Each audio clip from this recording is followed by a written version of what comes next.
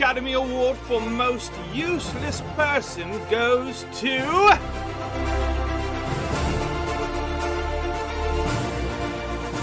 Gender Neutral Playing Card Girl!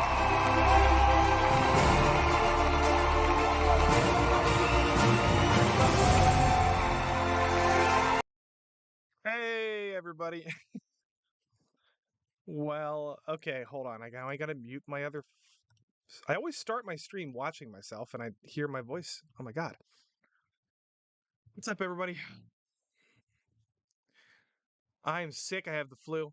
I have the flu, the regular flu. Oh my god. It's been 5 days. It's been 5 days. Yeah, I'm trying to exist right now. That's all I'm trying to do. But I think I can talk, so I started a stream today. I was supposed to have Camelot on this week. I didn't even get back to him. I was so sick. And then we'll push that back to maybe next week if he can do that.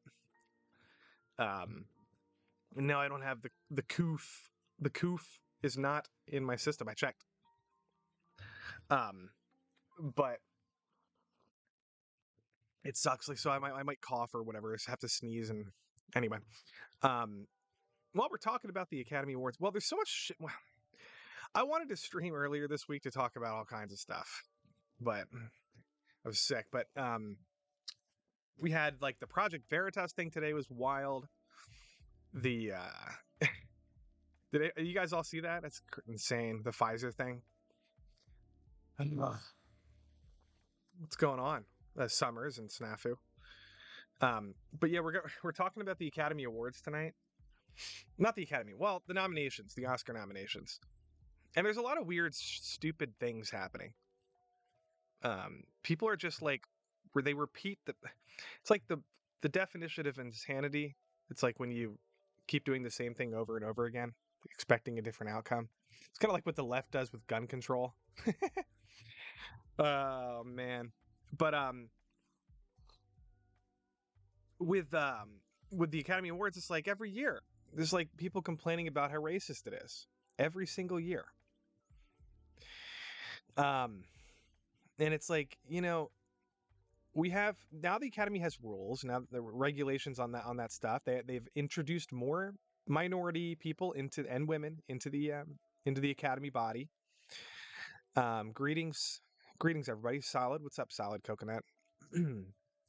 And like the Academy is doing their, you know, they're doing their best to try and appeal to these people, and it might take a little while for them. No, if you're like a woke person, or like sorry, I can't even talk, a woke person, and you're like, I expect immediate change, and I want all black nominees this year. It's like, well, no, you're not going to get that.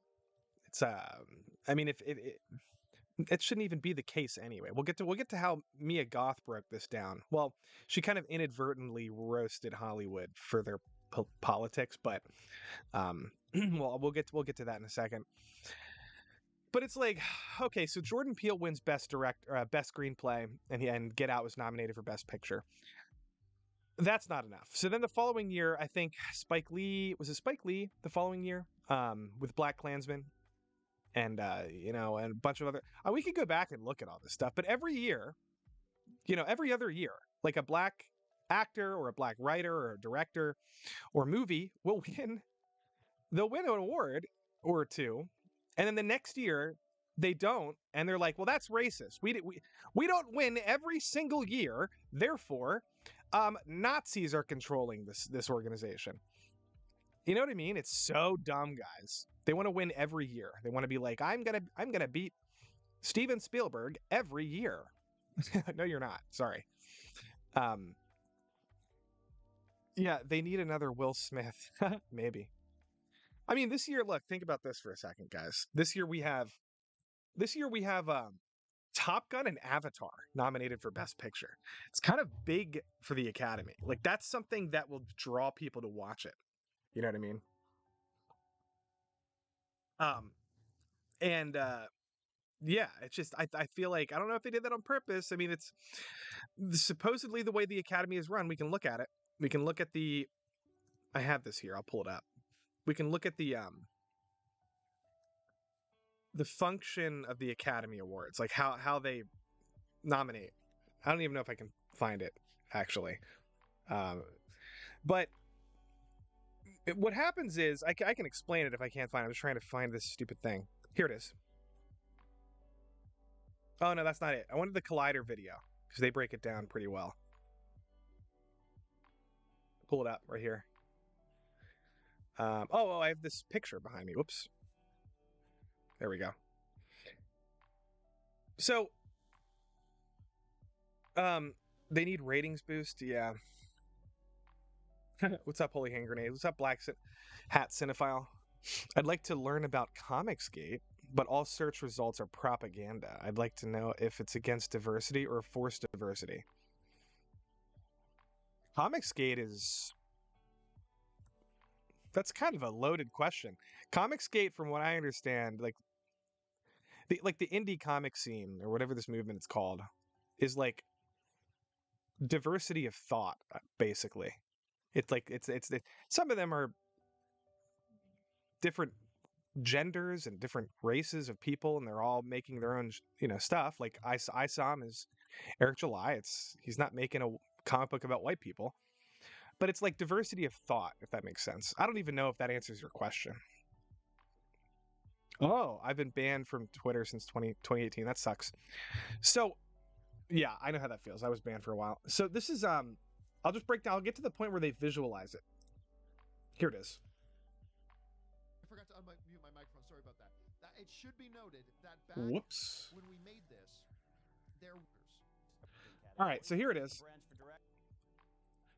I guess you can see it kind of. But basically what you have in the Academy is a bunch of people in different expertise. So you have directors, visual effects, casting directors, cinematographers, sound, editors, and writers. And each of them, for the nomination process, each of them will cast their own vote for their own genre, if that makes sense, or category.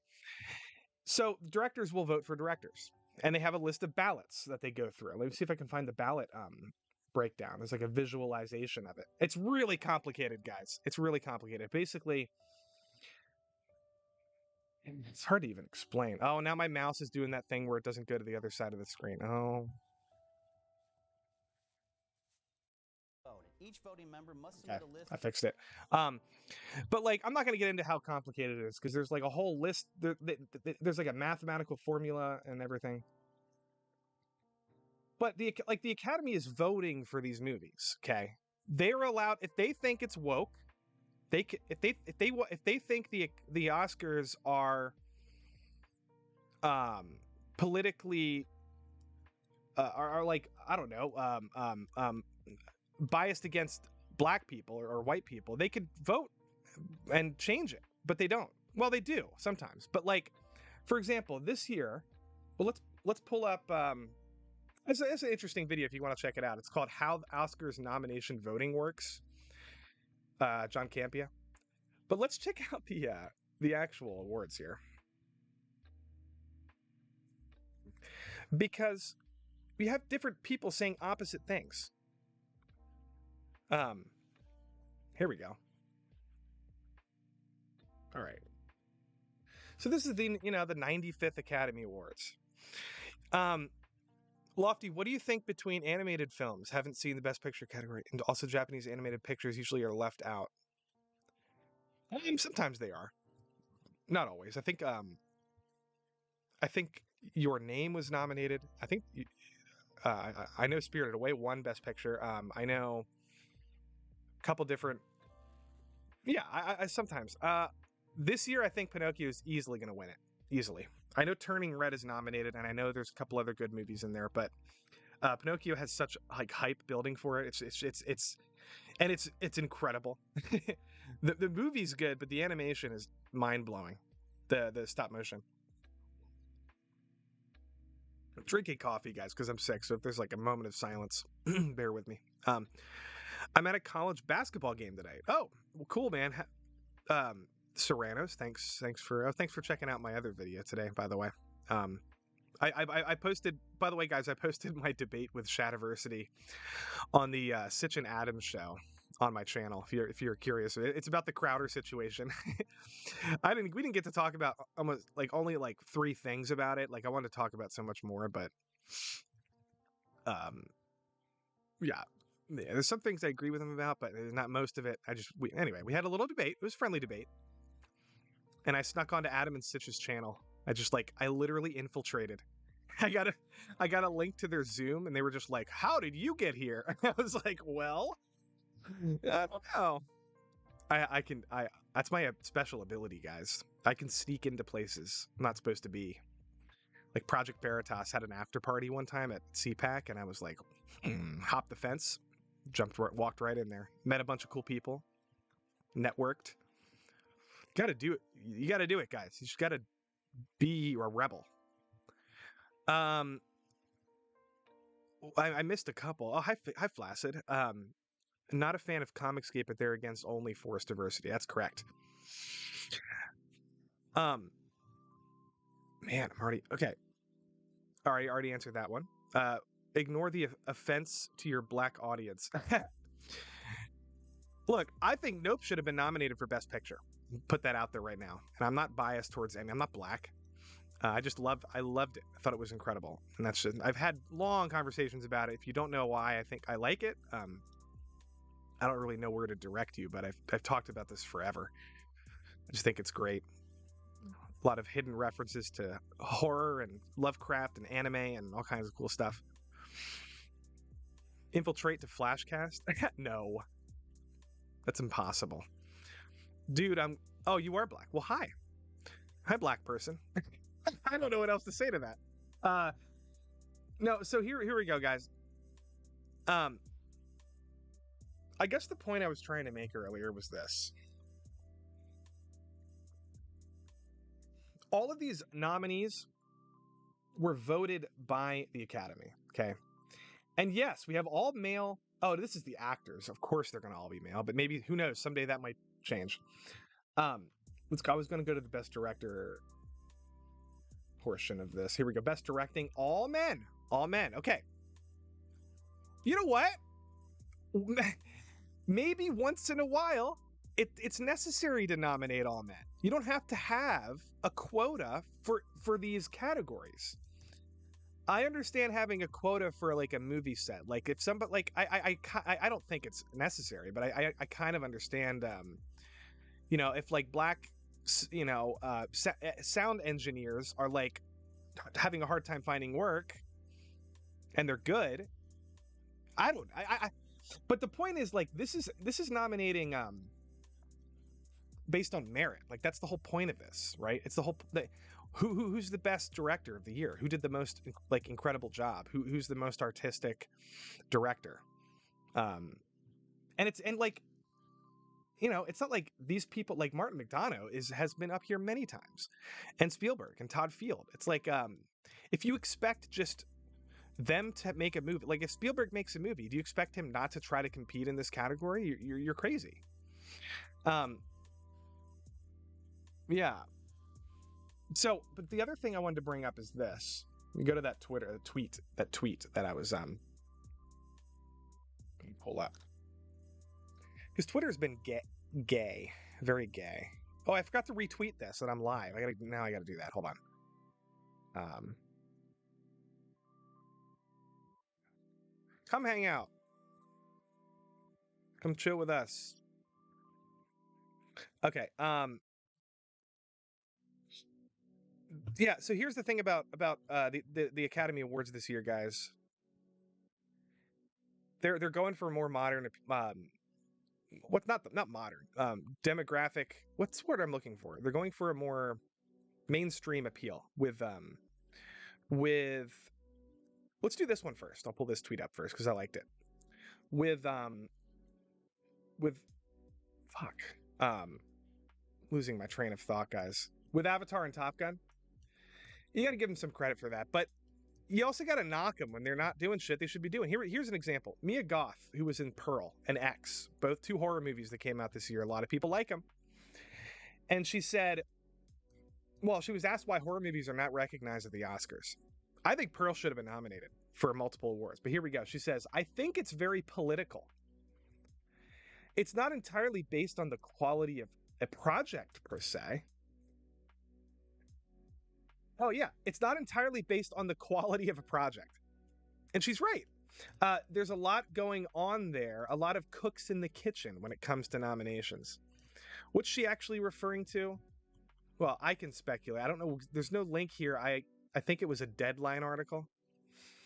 Um, but I know what she's talking about.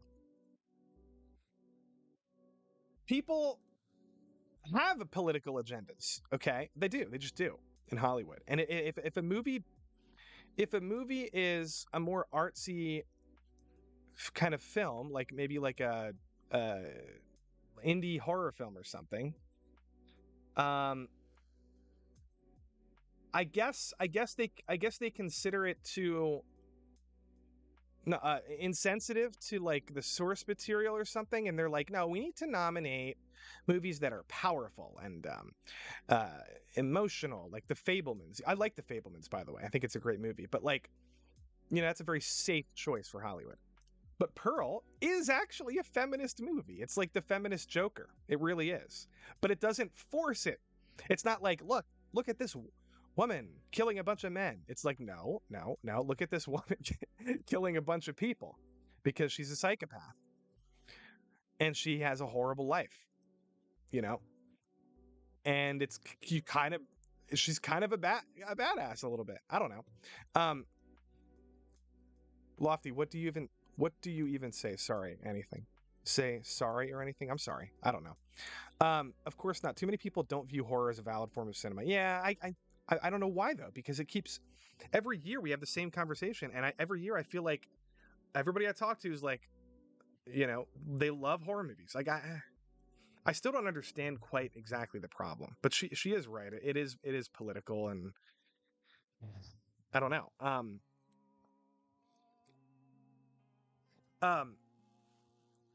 I was gonna say, oh, what's up, Jack? What's up, Virusoft? Anyway, I just think it's interesting. Oh, Kino Corner responded. There's just not a lot of love for genre films at the Academy. He's right. He's right. Um, I like Kino. Me and him are doing a little project together at the moment. Everybody go sub to Kino Corner. Um, but like, it is true. There's just something about horror that they don't like. And I'm telling you, if I could play, oh, wait a minute, I could play it. Okay, I'll play a little bit of this. I'll play a bit because it might copyright strike me. This is interesting, and then we'll get to the stupid controversy about black women in the Oscars in a second. Let me mute this audio quick. Okay, just watch like 30 seconds of this. I'm telling you, she's freaking amazing. Okay,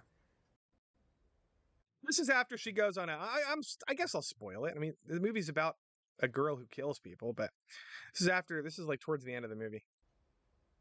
It's not going to spoil anything really. I hate you so much for leaving me here. Sometimes I hope you die. Sorry. Skip ahead a little bit. Love living in that, but it's the truth. Desperate to have that. All my life I've wanted off this farm, and you were my ticket out. So, I made sure to never let you see who I really was. I wore it like a charm, too. Then, when you finally brought me back to your home to meet your family, it was just as I hoped. She's Life just straight out of the pictures. okay. It's hard to explain why this is amazing because it's like you have to know what the character is like feeling, but it's so deep, guys. And this goes on for 8 minutes. It's all one fucking take, the entire thing, and it's incredible. I can't play the whole thing. I'm gonna get copyright strike. But I'm telling you right now, she's amazing in this. Anyway, let me go back to the thing. Sorry. Um, she's also in a new movie coming out called Infinity Pool with Alexander Skarsgård from The Northman. Um, yeah, I don't know. I just think it's a great movie. So, What's up, Blaine? I just got a YouTube message reminding me that I'm a mod. Oh, you got a mod message? Okay, that's awesome. Now, guys, okay, this is wild. This is wild. This is stupid. Here's the problem with Hollywood. Oh, we'll get to this. Oh, I want to talk about so many things. Okay, we'll get to, and then I did my top 10, by the way, guys. I'll show that in a little bit. I want to get to the controversy first because it's fun to talk about. Where's the black chick who's screaming about black people? It's somewhere up here. What? Did somebody delete it? Oh, here it is. Bounding into Comics did an article about this too, but Till, writer-director, called out for unabashed misogyny towards black women after her film was notably left out of the Oscars for nominations. With the star missing out of Best Actress for her portrayal of Emmett Till's mother. All right, okay. First of all, on the surface level, maybe your movie just wasn't good. I haven't seen this movie. From what on Metacritic, I think it has like a 60 something percent, like a high 60s or score. Some people really like it. It could be good, but maybe that's why he got left out. But if you don't think that's why, like, you still shouldn't. You just shut your fucking mouth, because you know what? Other people exist and deserve this opportunity just as much as you do. And the fact that they're white has nothing to do with their talent or why you should be there instead of them. And you're a narcissist if you think that Kate Blanchett should just not be counted in this stupid award ceremony because she's white. It's like, who gives you the right to say that she doesn't deserve to be up there? It's such a stupid conversation, guys. But also the awards are stupid. Let's get this out of the way. The awards are stupid themselves. I'm not simping for the Academy Awards. I'm just talking about it. And I like movies, so I like when good movies get like more recognition. So even if that's on the Academy Awards. Let's see here. She's complaining. Here it is. We live in a world and work in an industry that are so aggressively committed to upholding whiteness and perpetuating an unabashed misogyny towards black women. Oh, we live in a world where black women are making movies all the time. What do you think The Woman King is? What do you think this movie is? There's a bunch of them this year. What kind of world are you delusional? You're making movies in Hollywood. Good God.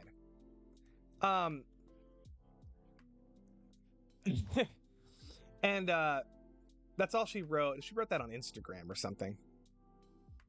It's like, you don't see other people complaining, like Asian people, for example, complaining. Well, they actually did semi-recently complain about this stuff, but they kind of had a little bit more of a right to complain because they are so often not counted at, like, Michelle Yeoh this year. Where's that at? Michelle Yeoh was where is this at?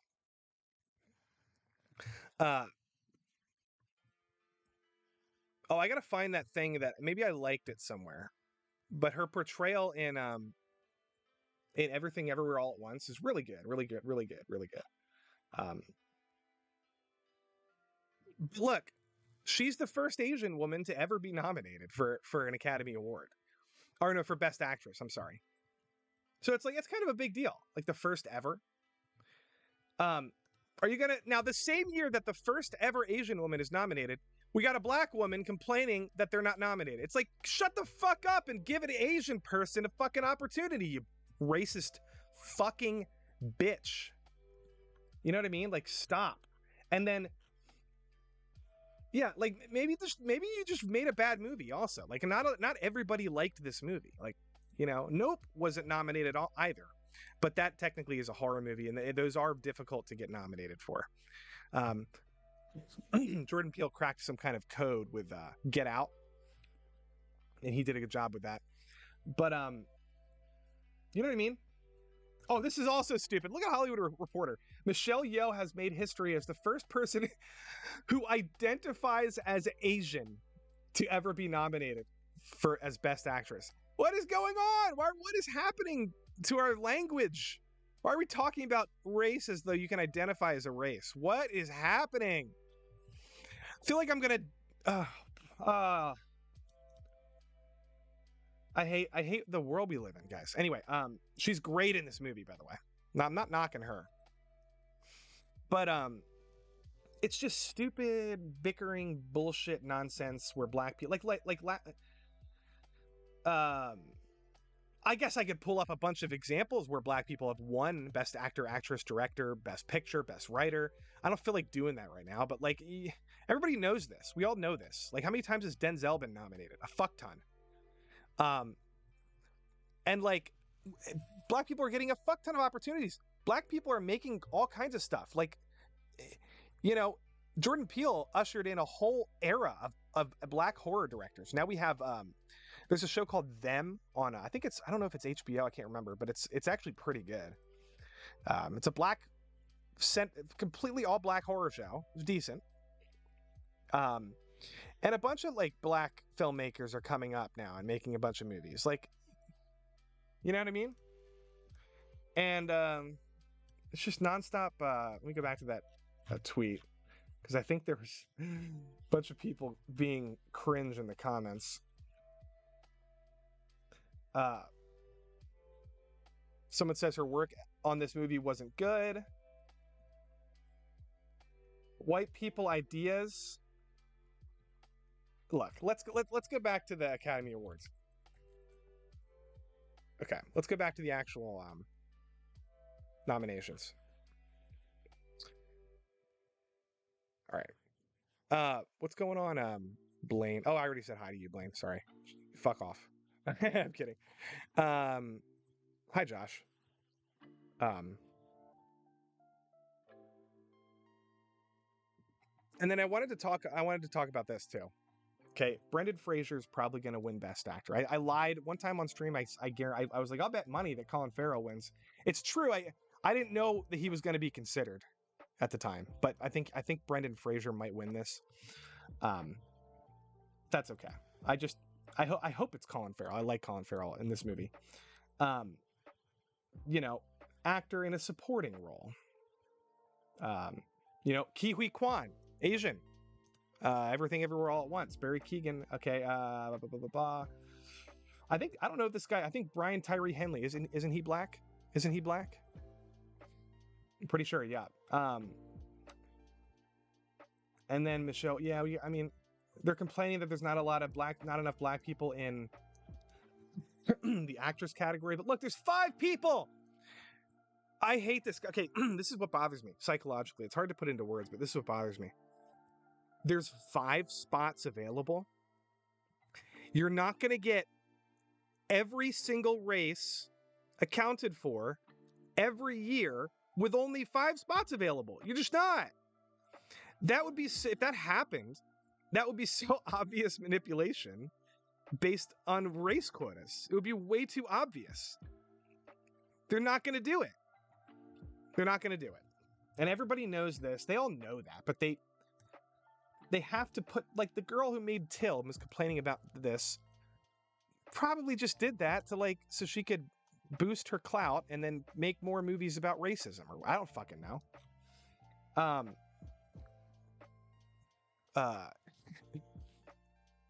Self-delete fuel, Freddy. You didn't like Banshees of Inisherin? I thought it was incredible. I haven't met one person that did. You're the first person that didn't like it. That's interesting. Yeah, I think it's a beautiful movie. Animated feature. Yep, Del Toro. Probably. But like, you know, I don't know. Some of the stuff. Now, I wanted to get into why some of the awards themselves, the nominations, are kind of all over the place. For example, this is stupid. Okay, this is stupid. Let me take a coffee drink for a second. Cinematography. All right. Okay, I've seen Tar. Yes, it has good cinematography. It's not top 5. It just isn't. It's not. Has anyone else seen Tar? It has good photography, but it's nowhere, not even close to as interesting as The Northman. I would say Nope has even better cinematography, especially with some of those IMAX scenes towards the end. Like they filmed in IMAX cameras. It's a beautiful movie. Nope.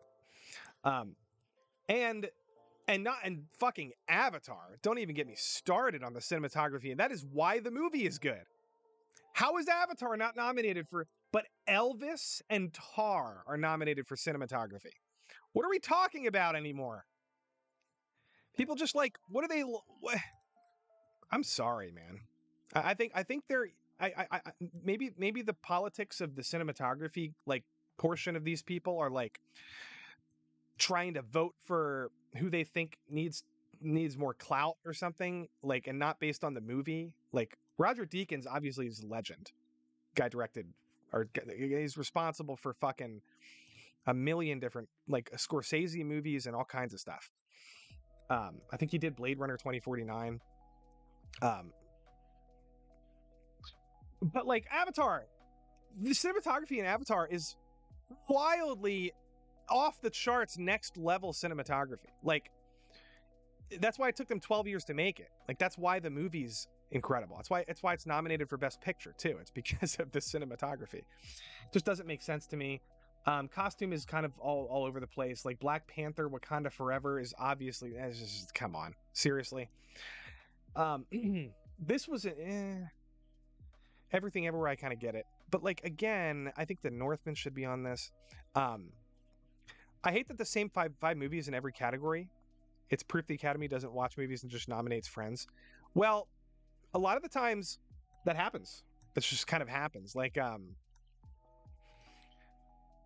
there's this tradition of like, oh, who can have the most nominations? And like Lord of the Rings had like 12 or 13. The Return of the King. Did The Return of the King have 13 nominations? Oh, hi, Zax. Oh, Zax says fun debate with Shad. Yeah. That was a fun debate, actually. It was a really fun debate. Didn't oh, hi, Lord Nemesis. 2049 Shawshank Coen Brothers. Yeah, that's Roger Deakins cinematography. He's fantastic. But like, you know what I mean? Like they're like, you know, I don't know. And part of me thinks that it just comes down to if the movie is in every category, like let's see here, Banshees of Inisherin. Well, it kind of deserves a lot of it. Like Colin Farrell, Best Picture, Best Screenplay. Let's see here, Best Supporting Actor. You know what I mean? It's not for cinematography. It's not for costume design. Best Directing. I mean, it is one of the best directed films of the year, in my opinion. Artistically, it's very, it's like a perfect. It's hard to describe. I don't know. I look at directing from a perspective of somebody who's watched a fuck ton of movies, and I just have all these different styles and aesthetics in my head, and I don't know. I have my own. Everybody has their own opinion, but like, I don't know. Yeah, I wish movies like Pearl could have been nominated for best like original screenplay, or that you know what I mean. But like, it is a little bit of a circle jerk. It just kind of is, and it's unfortunate. I think Mia Goth deserves something for that. Like, oh, where's the best actress category? Let me find it. Kate Blanchett's gonna win. She was incredible, but okay, Michelle Yeoh actually might win because she has like more hype. I think Kate Blanchett might still win though. It's possible, but I heard Anna de Armas is not great, and then Michelle Williams is not. She's okay, but Mia Goth is just better than her. And better, but by better I mean when you watch these two movies and compare what Michelle Williams did to what Mia Goth did in Pearl and X, by the way, two movies. There's so much more range and emotion and perfection in her acting. It's just to me, it's obvious. Everything, Everywhere, All at Once. is meh. Somebody said, Rotax hippie. I don't think it's meh. I think it's very creative. I mean, meh to me is like average, run of the mill, generic, like normie movie. Everything Everywhere All at Once is extremely unique. Maybe you could say it's a little like pretentious and weird and not like not your cup of tea, or like not as maybe overrated is a good word to use for that. Overrated. Um, I don't like when people use the word meh or mid 24/7. That's like their entire vocabulary. I'm not saying that's you, but like, you know what I mean, guys. Everybody says everything is mid. It's just like, is everything actually like like mid is average, the middle. Like everything can't be average. What are you talking about? That's the dumbest. I stupid Zoomer language that pops up, and everybody feels like they have to use it constantly. Doesn't even mean anything anymore. Do you recommend Tenet? No, I don't. I don't. I just don't like Tenet, but I don't even recommend it because I've heard a lot of people that don't like it, and I'm just like, well, it's also confusing. It's really confusing. Even Quentin Tarantino said in an interview, he was like, "Excuse me, I'm coughing. I have the flu, guys. No, I have the sick." I said, "I'm done." Even Tarantino was like, I watched Tenet, don't understand a fucking thing. It was what it was about. I thought that was funny. But can we talk about what I was trying to get to this best director? All right, guys, is it just me? No, it can't be just me. I know it's not just me. But why is well, maybe you guys haven't seen any some of these, but for example, Triangle of Sadness is a decent movie about, okay, if you've seen The Menu, okay, Triangle of Sadness is like The Menu, but it's not like a horror movie. It's not it's very much like The Menu. It's about a bunch of rich people on a yacht, like a very expensive yacht, and their lives go from like extremely like extravagant and like overwhelmingly like unnecessary to like, well, the yacht like takes in water and there's like a storm and like people start throwing up and vomiting, and it's a disgusting movie. Actually, it's kind of gross, but it's a satire. It's very much like The Menu, but it's an attack on the upper class. It's Hollywood. I mean, I kind of guess I give them a little bit of credit because it's like Hollywood attacking itself, but at the same time, it's like then they're nominating themselves for attacking themselves. Like it's a, you know what I mean? It's kind of like, it's kind of cringe a little bit, but it's not a terrible movie. But what I'm trying to say is what James Cameron did with Avatar, it blows this movie out of the water. No pun intended. It's not even fucking close. James Cameron spent like 12 years making Avatar 2. And hold on. Oh, The Menu is pretty good, yes. James Cameron invented like all this crazy technology, filmed underwater, did shit that nobody else probably could even do. If you were like, hey, random Hollywood director, go make Avatar 3 just as good as James Cameron can, they'll be like, fuck off. I'm not even gonna try that. You know what I mean? Like, you have to, even if you hate Avatar, at the very least, you have to give credit to James Cameron for putting the movie together in the most visually stunning.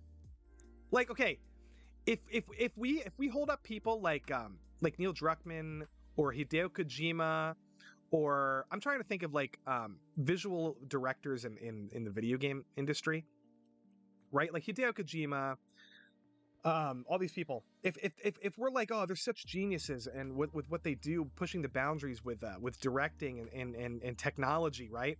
Well, James Cameron has basically made like the best video game story of all time, really. Not story, I'm sorry. But like in terms of like that kind of technology and innovation and immersion, like immersing yourself into this world, it's like it's just, I don't know how anybody can disagree with that. Why didn't the menu get nominated for best cinematography? I don't know. I don't think it deserves that. It's a very claustrophobic movie. It's not like it doesn't strike me as like brilliant cinematography. Um, All Quiet on the Western Front, that had great cinematography. But look, oh wait, was that even nominated? Yeah, it is. Yes, it is. I hear Bardo has fantastic cinematography. This is a very self-indulgent movie about Alfonso Cuarón, the guy who directed Children of Men. I think this is like about his life or something, or it's like a autobiography, but he has really good cinematography. I haven't even watched it. I don't have no interest in it. Cameron has the skills. He has confidence to argue with suits and wins. Yep. Workmate asked if I would recommend Avatar 2, and I said I recommend seeing it in IMAX. Yeah, I agree. I agree. Well, I mean, it's hard to. You can't just. This is what I try to tell people all the time.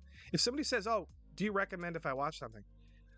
I'm not gonna think of what I thought about it and then say if I liked it, tell them to watch it, or if I didn't like it, tell them not to watch it. Like that's no. Please don't do that, because if somebody's asking you if you recommend something, uh, you shouldn't just say, "Well, I hated it, so therefore you're gonna hate it." That's not how opinions work. Like you have to, for example, if somebody's like, "Should I watch The Lighthouse?"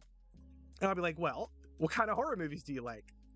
I love The Lighthouse. I'd recommend it to myself, but I'm not going to recommend it to somebody whose favorite horror movies are like Megan and like Black Phone and The Conjuring, and then they hate everything else. Like, you know what I mean? There's different kinds of movies.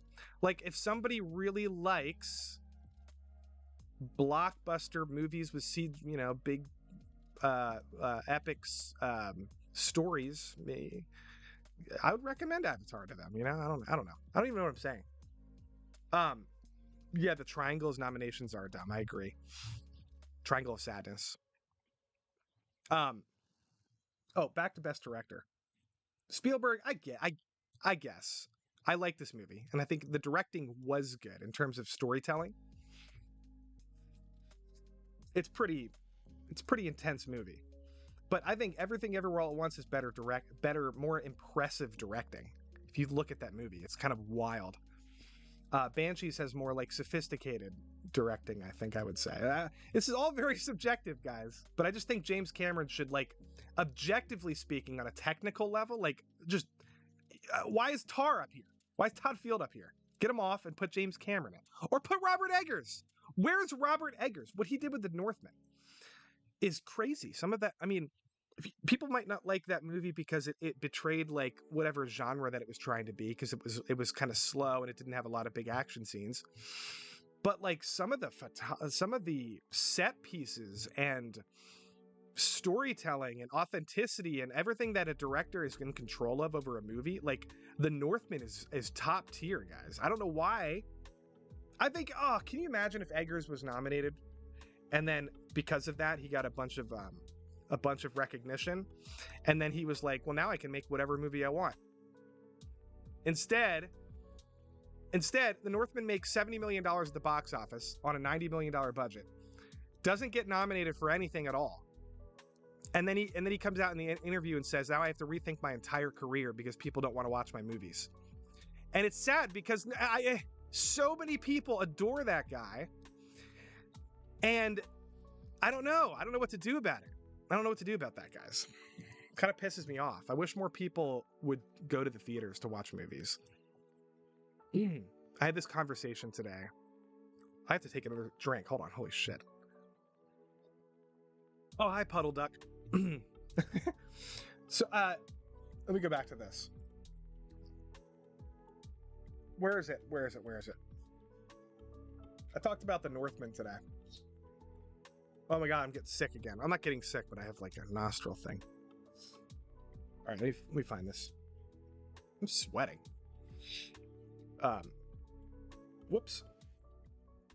Okay, you know what? I'm gonna go get a box of tissues. I'll be right back. I'm gonna play this. Okay, let me just say this quick. This movie is going to be based, guys. Look at this. Nosferatu, Story of Dracula, the original 1920s movie or whatever. Probably remake of the 20s movie. Excuse me. With was it Bela Lugosi? No. Max Schreck. Anyway, Willem Dafoe is probably going to play Dracula again. He was already Dracula in Shadows of a Vampire, I think it's called. But then you have Lily Rose Depp, who replaced Anya Taylor-Joy. Bill Skarsgård, who was Pennywise, and then he was also in his brother Alexander Skarsgård was in The Northman. And Bill Skarsgård was in Barbarian. He's a really good actor. Bill Skarsgård was in this TV show on Netflix called Hemlock Grove. I actually kind of liked that show. It's kind of like a soap opera for like soap opera teen vampire werewolf story, but I thought the acting was very good. The story was it was okay, but good God, my nose is bothering me. Yeah, the Nosferatu reboot, guys. And what I was trying to say here about this, I think I made some people angry. If y'all don't leave your miserable caves and go see it in theaters, this movie in theaters, and then it bombs like The Northman did, and then you complain that Hollywood doesn't take financial risks on interesting movies, I will personally fire a silver bullet into your trachea, you stupid fucking ghouls. Okay, I was just joking. But like, the point of, I feel like it's obvious the point I'm trying to make here, guys. It's like people complain about original film in Hollywood, and Hollywood just, doing remakes and sequels and reboots and low energy, low effort, lowest common denominator Hollywood, bullshit. And then a movie like The Northman comes out, which is the exact opposite to all of those things, and is actually really good. Even if you think it's not great, it's like, well, at least you went, you consumed an original movie for once in your life. You know what I mean? In the past 10 years, it's hard to even say that's a thing anymore. I mean, I feel like at the very least give credit to people like that, for doing stuff like that. But no, instead, people complain about that. Don't go see The Northman. Northman loses money. Hollywood says, well, people don't want to watch The Northman. They want to watch fucking Marvel, or they want to watch sequels and reboots, because that's what people actually get paid apparently to go see. Everybody's watching Velma, even though they fucking hate it. It's like, okay. Maybe don't do that. Maybe watch Severance, or maybe watch 1899. Give Netflix, or not. I guess you can boycott Netflix if you want to, but like, 1899 was really good, but they were like, well, not enough people watched it, so we got to cancel it. You know what I mean? This whole conversation is just irritating. Like, not the conversation, but like, I wish we had like 100 Robert Eggerses.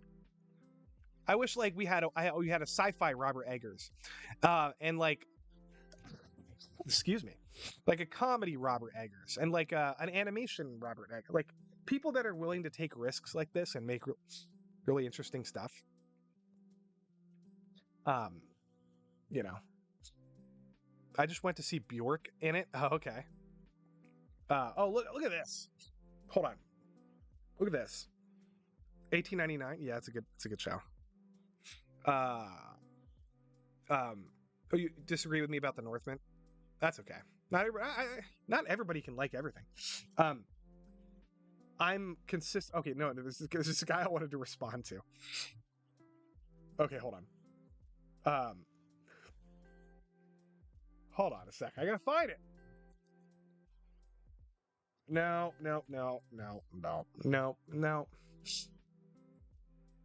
Hold on, let me find it. Ah, boy.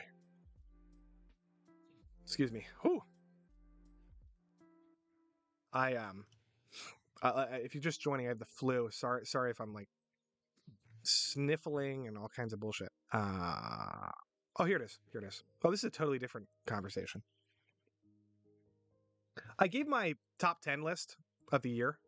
We'll get into it in a second, but this guy says half of them are made by SJW or people that pretend to be SJW. Okay. And it's like, okay, this is my list. This is my list.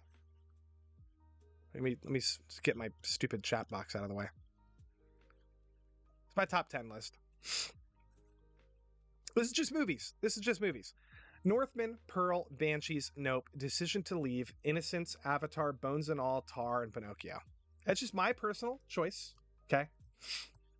You know, when I could defend all of these movies to the death, I could talk about, I could talk about Avatar 2 for hours. I could talk about Nope for hours. And anything anyone has to say bad about Nope, I can counter it in 0.06 seconds with something. I'm sorry. You'll lose it in that debate. Decision to Leave is really fucking good. This is the Park Chan-wook old boy director. Really good, like, detective murder mystery. The Innocence is a really good Swedish horror movie about, like, kind of like Let the Right One In a little bit. Has similar vibes to it. Nobody's fucking seen this movie, by the way. I don't know why. It just got no distribution, but I'll put it up there because I love it. But the point is, like, oh, SJWs made. Why would you like movies made by SJWs? Well, what are you talking about here? Are you talking about Avatar? Or are you talking about Pinocchio? Like, what exact? Like, Nope. I guess Nope because it has black people in it, and I don't know. I just don't like. I'm tired of, like, okay, we all know SJWs suck, okay? And if a movie has forced SJW themes, that means it's a bad movie, right? I didn't put movies up on my list that are social justice bastions of, like, the totalitarian leftist commie propaganda. Like, nothing on this entire list is like that. I just hate, like, if an SJW is attached to something, you're supposed to hate it. Like, this is so 2016. Can we move into another decade of, like, intellectual capacity and, like, conversation, please? It's so boring. Like, yeah, Robert De Niro is a Trump derangement syndrome lunatic, but Taxi Driver is a masterpiece. Can we just have that conversation like rational people and not be like little children? Like, Robert De Niro hurt my fifis. I hate all his movies now. Retroactively, I'm going to pretend that I never liked them. Fuck, can you just go away? Nobody wants to talk to you. Good God. Sorry. I need to go. I need to go. I gotta find that video I was gonna play quick, and while I go blow my nose. What's chat saying? LOL. I agree. Decision to Leave saw it. Oh, nice, Joshua. I remember. Yeah, maybe you said that. People seem to have unable to accept the fact that SJW woke people can make great art. Yeah. You know what? Not anti-SJW people can make horrible art.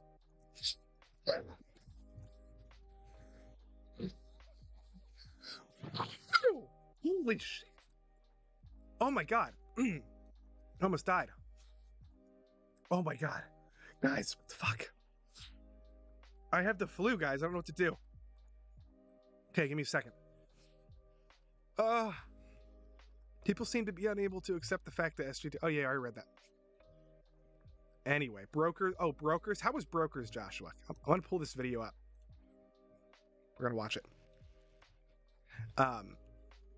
History.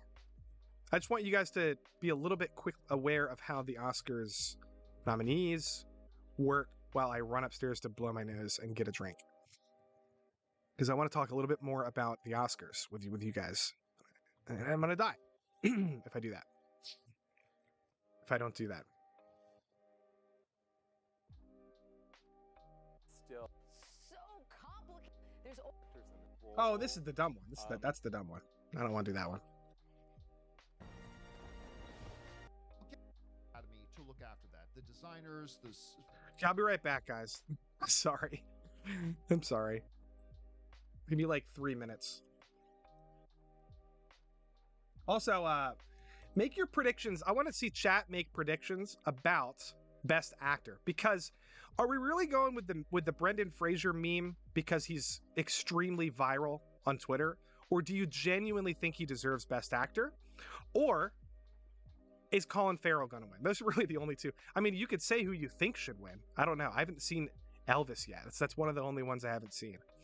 But I want to know your predictions for that, because that's a big category. That's like a fucking massive talent in that category. I'll be right back. You know, the music category, all that kind of stuff. And so they're the ones who actually look after who gets the nominations. Okay, so that's important to understand. So you can't blame an actor if your favorite visual effects movie didn't get a visual effects nomination. That's the visual effects professionals who put forward the nominations and gave us. So, but how do they get there? Well, let's get into this. In other words, you only have fellow directors to blame for that Ben Affleck snub.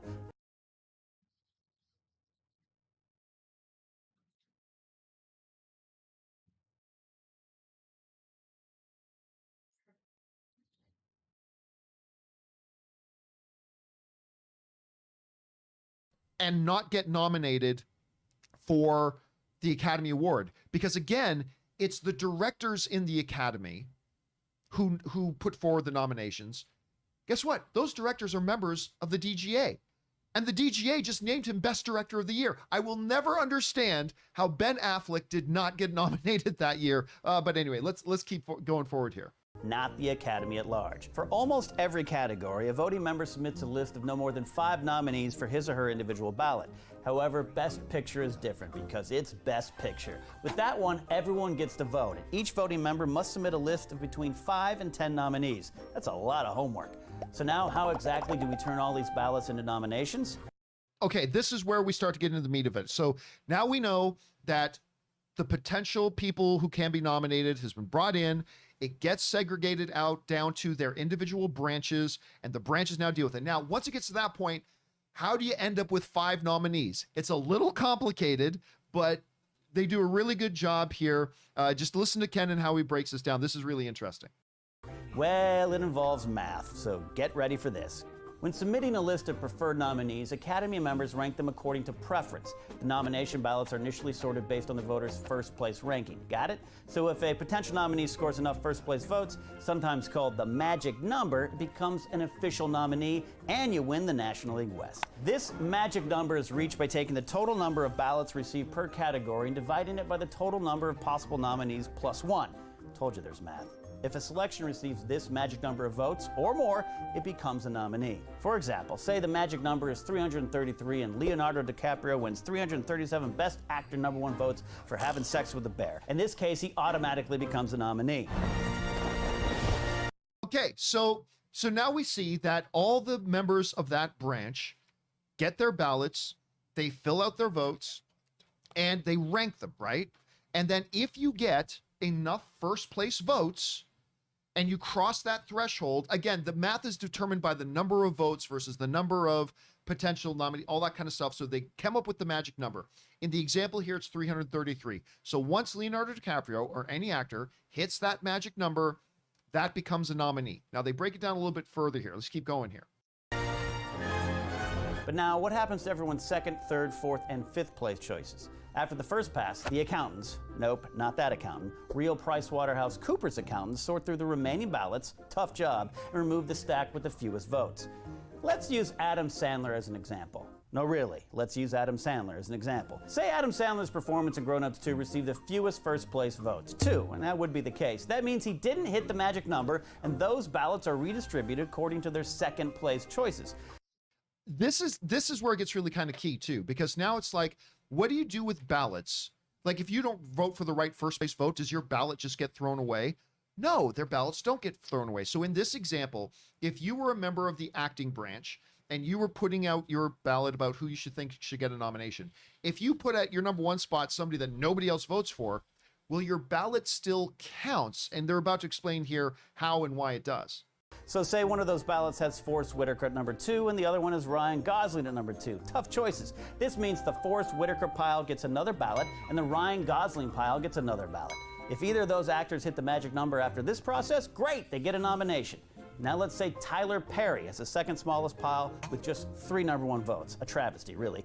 Those ballots are then reassessed according to their number 2 pick. Daniel Day-Lewis is number 2 on one, so there's another ballot for his pile. Matt Damon is number 2 on another one, so he gets one as well. But what happens if Adam Sandler is number 2 on the third? It could happen. He's already been eliminated, so then we move on to the number 3 spot on that ballot. Eddie Redmayne! Congratulations, Eddie! Now Eddie Redmayne's pile gets another ballot.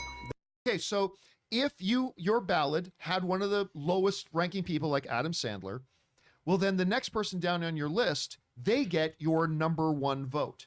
And that goes to them, in this case, like Eddie Redmayne or one of the other people. So now that number goes up, and these charts continue to go up until you get 5 people hit that magic number, which he's about to get to here. The ballots continue to be redistributed in this manner until we have our 5 nominees. Still with me? Good. Once all the ballots have been tabulated and the nominees are named, new ballots are sent out to every Academy member. After the nominees have been chosen by that category's experts, everyone gets to vote on every category. Okay. Oh, I don't know why that stopped playing. Key thing. Oh, yeah. So sorry guys, I had to step away. We got new people here. I had to step away to get a drink, and I have the flu. I had to blow my nose. I got whiskey because maybe that'll help with the flu. I don't know. Does that help? Here goes nothing. Good Lord. What's up, Josiah and Roman? I just had to play a quick video while I was on break. We're watching just basically how the Oscar nominations work, because people seem to be confused about that. Even Hollywood is confused. We got people in Hollywood saying everyone's racist towards. Hold on. That's what I was gonna bring up. I got to go to Matt Walsh's Twitter now. Speaking of, I don't think I'll talk about the Crowder controversy anymore. I was on stream and I've said all I can say about it. And if I feel like if you didn't watch all of my streams, you're only getting bits and pieces of what I think. And you might be like, well, Lofty, what about this? And I probably already addressed what I think about that in another stream.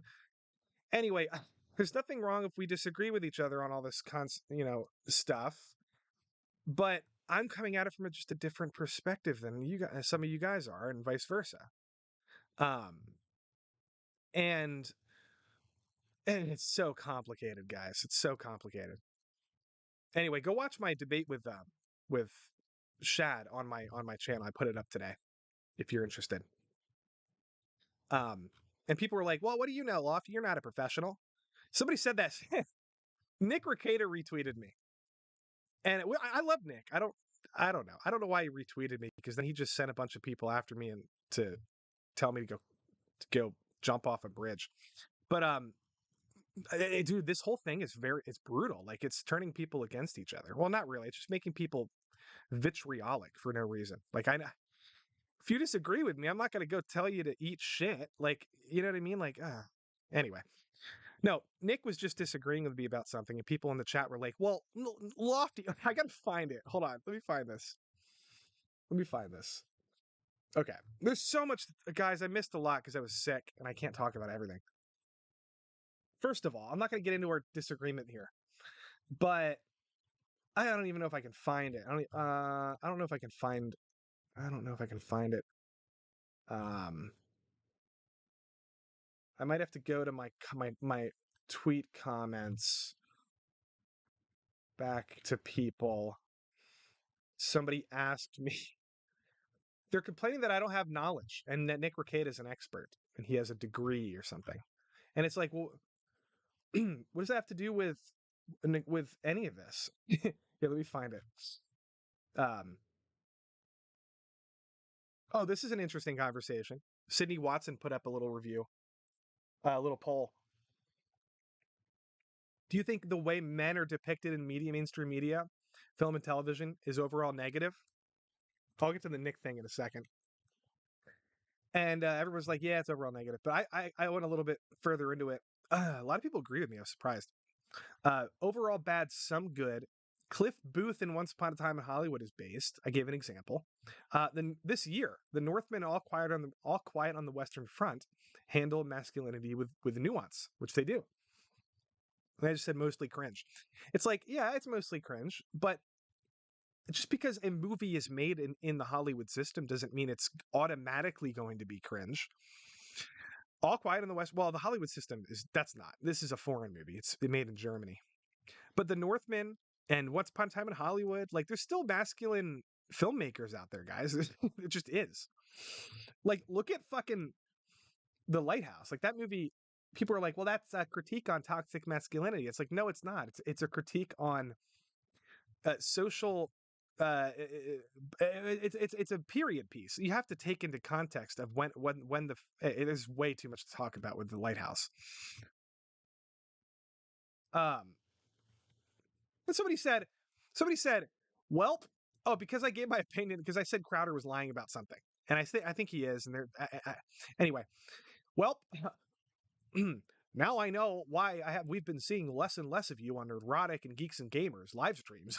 Keep burning those bridges, Lofty. Well, first of all, I've only been on Geeks and Gamers live stream twice ever. I'm not going on there less and less because 4 days ago I disagreed with Crowder. That's the most. It's so stupid. By the way, these are the kinds of people that spam my comments. And sometimes I had to block some of them because these people have the lowest, dumbest, lowest IQ, and they're all over Twitter. They're all over the place. Do you guys know that Twitter is full of a bunch of stupid people? Breaking news: Twitter has a lot of stupid people on it. And then I said, are you actually admitting to belonging to an echo chamber hive mind where different opinions are not tolerated? He literally said that I'm burning bridges because I disagree with people about Crowder. I haven't burned any bridges unless you can't handle disagreements. Like, I don't know what. It's so stupid. No, not Nick Fuentes, Nick Requeta. Nick Fuentes blocked me over some dumb thing I disagreed with him about. I can't remember. But oh, I gotta go back because that's not what I was even gonna look up.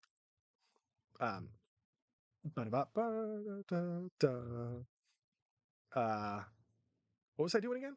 Oh.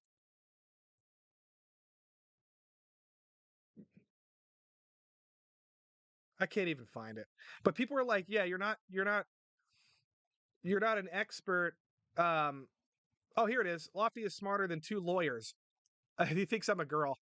I bet she had more degrees too. Okay, come on. This person's supposed to be on the right. And they're appealing to the authority of university degrees. What is wrong with you? So I just said, oh, look at you and your, quote, trust the experts and their liberal university degrees. Woke hive mind conformity. You know what I mean, guys? Like, I understand Nick's smart and intelligent, and I would try. I trust his opinions about law shit over mine. I don't know what I'm talking about with the law, but I know enough about this movement. I've worked with a lot of people in this movement. I've worked for the Quartering for 3 years. And he's, that's like working. It's the same thing as working for Crowder, basically. I work for the Quartering. And like, I've worked with a lot of people in the political space too, like Jack Posobiec and not Destiny. I didn't work with Destiny, but I worked with Destiny on some things. I worked for people like, well, Nuance Bro hired me to do some stuff. And anyway, you know what I mean? I've worked with a lot of people in this movement, guys. I have a right to comment about this, and I think I know what I'm talking about. And it's just like, well, you're not smarter than a lawyer. Okay, I think even Nick would probably roast this person. You know what I mean? It's just like, there's so many of these people, guys. I can't comment on all of them. So, but oh, it's so stupid. Oh, here's another one. Here's the Matt Walsh thing. Okay, let's get into this convo. Maybe I'll get back to the Crowder thing in a bit. Hold on, let me take a drink. Oh my god. Oh, I got ratioed. Josiah says I got ratioed on my alt account from Chris Reagan quote tweeting me. Being ratioed by like people like Nick Requeta or like big followers is brutal. You're mentioned hundreds of comments, people calling you retard and stuff. I was ratioed by Hassan Piker once. It was so funny. Oh, because Hassan said that cracker was not a slur, and I was like, actually, yeah, it is. Yeah, it is. He's like, look at this guy, Quartering's editor. What a loser. And then they all went after me. If you can't handle getting ratioed, you shouldn't be on Twitter. Let me go back to this for a second. Yeah, Nick is the first to say lawyer, and Nick wouldn't use his law degree as a shield for why he's right about Crowder. He has his own political what's the word? Principles that he thinks he's correct about, and I just think his principles are fine, but they don't necessarily come into play because I think this is a nothing burger. Because nobody in this movement actually was taken advantage of. Crowder thought he might be taken advantage of, and he thinks there are other people that are coming up that might be taken advantage of, but nothing actually happened. It's all speculation. Anyway, we'll get to the talk about that later. Matt Walsh says all quiet. Can we just agree how stupid this is? Now, if people call me Daily Wire simp, people call me a Daily Wire simp. I'm about to roast Matt Walsh. Okay, I don't even like this guy. All Quiet on the Western Front won't win anything because it only stars white men. But it was clearly the best film of the year. Not debatable. Only The Northman competes with it, but it also won't win anything for the same reason. Well, first of all, Matt, okay. The Northman's not even nominated, so you don't even know what you're talking about. And let me just say this, okay? All Quiet on the Western Front won't win anything because it only stars white men. Well then, okay, can we push back on this a little bit? Can we not be so politically motivated in either direction that we can't even see logic when it hits us in the face? If the Academy was so biased against an all-white male cast, why did they fucking nominate the movie in the first place? Can we just agree that maybe the Academy doesn't care as much about that as people think they do? And this goes for the black thing in the opposite direction. Maybe they didn't nominate The Woman King or Till because the movies weren't as good, and maybe they actually do care about black people because they fucking do. They talk about it 24/7. But maybe they just didn't like the fucking movie. Like, in both directions, this conversation is stupid. And this is what I said. Where's my guy? I said I don't understand this take. I said that the Oscars suppress white male casts when they nominated Western Front for Best Picture and 8 other categories. I said, who do you think votes for the winners? The same people who vote for the nominees. So it's like he's drumming up this controversy about white men when All Quiet on the Western Front had 8 nominations, guys. 8! More than any person of color movie. And this is all white men. I don't know. He's just, you know what I mean? Like, sometimes you don't have to die on every hill and then construct a hill to die on out of like paper mache. Like, you don't have to do that. There's plenty of reasons to talk about why white men are being like, quote unquote, oppressed by society, because they fucking are in some cases. But you know what I mean? Don't make fake hills to die on. Excuse me. 1917 won. Yeah, what the fuck are we talking about? 1917 won. All white men. Yeah, more outrage bait. Guys, can we agree that, like, I'm just trying to like foster a community that like will push back against some of this stuff, because I don't want to be constantly outraged 24/7. And I think we're past that. It's not 2016 anymore. I think we can be sophisticated about what kind of shit that this is what the left criticizes, rightfully so, by the way, criticizes the right about, which is they will die on the hill for anything that might push their agenda and make the left look bad, whether it's true or not. Here's an example of that. If the right would just not do stuff like this, the left wouldn't have that argument. Like, they wouldn't have that card to play. And Destiny pointed this out on his stream the other day, and I was like, I kind of agree with that. And then he also criticized the left for another great argument against the left, which is, for example, the Harry Potter thing. It's like, a lot of people on the left think the Harry Potter thing is stupid, the boycotting Harry Potter video game, but they won't call out the people complaining about it. They'll just tolerate them. The left will be like, yeah, I disagree, but I'm not going to call them out. I'm not going to call out my own side when they're being ridiculous. The left does that all the time. They'll they'll just like passively like tolerate insanity, fucking crazy people like xenogenders, people identifying as a frog. They'll be like, well, I don't agree with them, but they have the right to identify as a frog. And then the right is like, hey, look, people are identifying as a frog, and the left is tolerating it. You know what I mean? It's like if the left didn't do that so much, if the mainstream left was like, hey, xenogender people, hey, attack helicopters, go fuck yourselves. If the left actually did that, that would be based, and we would have, we'd be able to talk about like actual problems in the world. You know what I mean? On both fucking sides. So stop being. Matt Walsh is just grifting at this point. I don't even know. Does that make sense to everybody here? I hope so. Ethan Van Sciver called out. What does that mean? Oh, let me turn my music back on. But I like my little lo-fi music. Lofti lo-fi. I should have my own. I should hire somebody to make lofty lo-fi music. They refuse to throw out their own worst actors. Yeah, both sides do, unless it's Kanye West,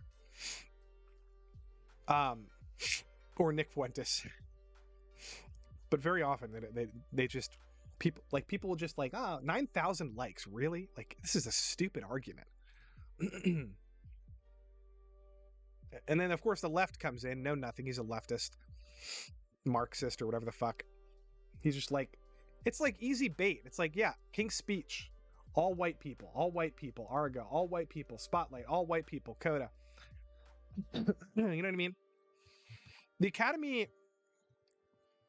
If the Academy, yeah. Anyway, fuck it. Fuck the conversation. It's a stupid conversation. And then this guy goes, "Oh, this guy, are you in the chat?" I'm about to block this guy. Oh, I'm gonna read chat for a second. No signal, but have great stream, Mr. Pixels. Oh, thank you, Soft Serve. I appreciate it. You're right, but instead we're arguing about M&Ms on Twitter. Oh, fuck my life. If anything, Hollywood has a strange love affair with World War II, World War One. Yeah, that's true. Has anyone noticed Eric July love for bad Square Enix games? I didn't notice that. Okay, this guy is just all the time commenting under my tweets. I'm just tired of seeing his stupid opinions. Wait, you actually think these Academy dumbasses are unbiased and not woke? Did I fucking say that? Did I say anywhere that Hollywood is not woke in this tweet? How can you be so bad faith as to attribute that opinion to me when clearly I don't have that opinion? Of course Hollywood is woke. Of course they are. This is a waste of time for you to post this and for me to have to read it. Like, I want to block you, but then people are going to be like, oh, your feelings are hurt, you block somebody. No, that's not how blocking works. People have like a misconception about why people block. Sometimes that's true. Excuse me. Sometimes they don't want to get dogpiled, so they block. But that's not what I do. I block people who are annoying like this, so I don't have to read their opinions. When did I say they're not woke? Oh, it's not what it sounds like.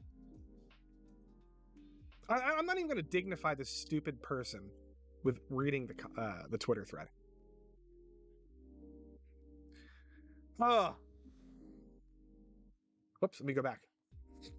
Excuse me. Dude, my Twitter is just off the charts. Cringe. But what was the other? There was another. Oh, Stephen King today. Oops, Stephen King was like, people who want to damn books for cultural appropriation are no different from those who want to ban textbooks dealing with black or queer identity. He's getting roasted, guys. Roasted in the comments for sticking up for cultural appropriation. I mean, he is right to an extent. It's like banning books for cultural appropriation. I mean, the only thing you could say differently about what the right is doing when they're banning books is like, they're only targeting like children in this situation. They don't if you're an adult you can read whatever the hell you want. But the left thinks that adults shouldn't be able to read whatever they want. That's the difference. That's the difference. Does that make sense? Okay, moving on. Excuse me. Oh my god. Yeah. Anyway, guys. I can mute. Yeah, but I guess I could mute. But part of me gets satisfaction in forcing people to not be allowed to watch my funny videos, because like some people get blocked and they're like, oh damn it, I thought his videos were funny, now I can't watch them anymore. I kind of get like sadistic satisfaction from that. You know what I mean? Anyway, yeah, not one Oscar nomination for The Northman, not even one. Here's Best Picture. Oh, I think we already went through this. I'll do it. You know what? I'll do another Oscar stream closer to the Oscars, and we'll do a prediction. We'll do a mock ballot vote, and we'll see if we can be accurate with our predictions. I think Banshees is going to win.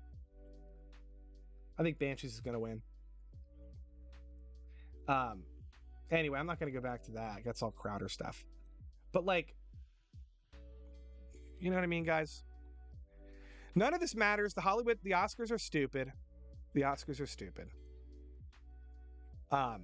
I just like when good movies get recognition, because a lot of the times at the Oscars, if a movie gets recognition, like Parasite, that director will be like, excuse me, they'll be given fuck ton of money to do whatever they want. You know what I mean?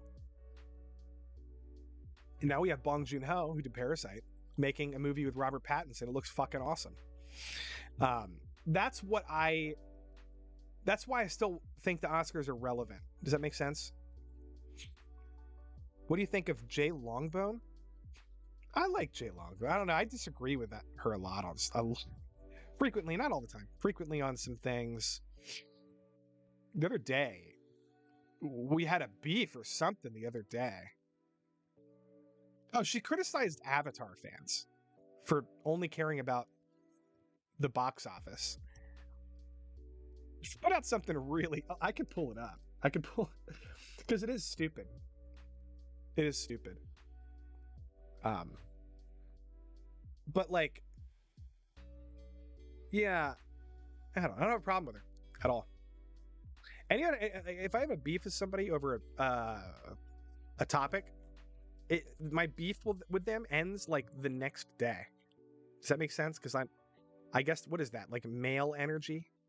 Like feminine energy would be like, 7 months ago, you said something on Twitter and I fucking hate you still. You know what I mean? Like it's like feminine energy. Or like blocking somebody over saying the F slur on stream, and then you said it 5 seconds later, and then you realize that you did that, but you're still mad at the first person for doing it because they did it first. That's like feminine energy, guys. That's like, it's really, really gay. Let's see here. I'm trying to find it. Jay Longbone. It's just stupid. She was criticizing Avatar fans. Not gonna find it.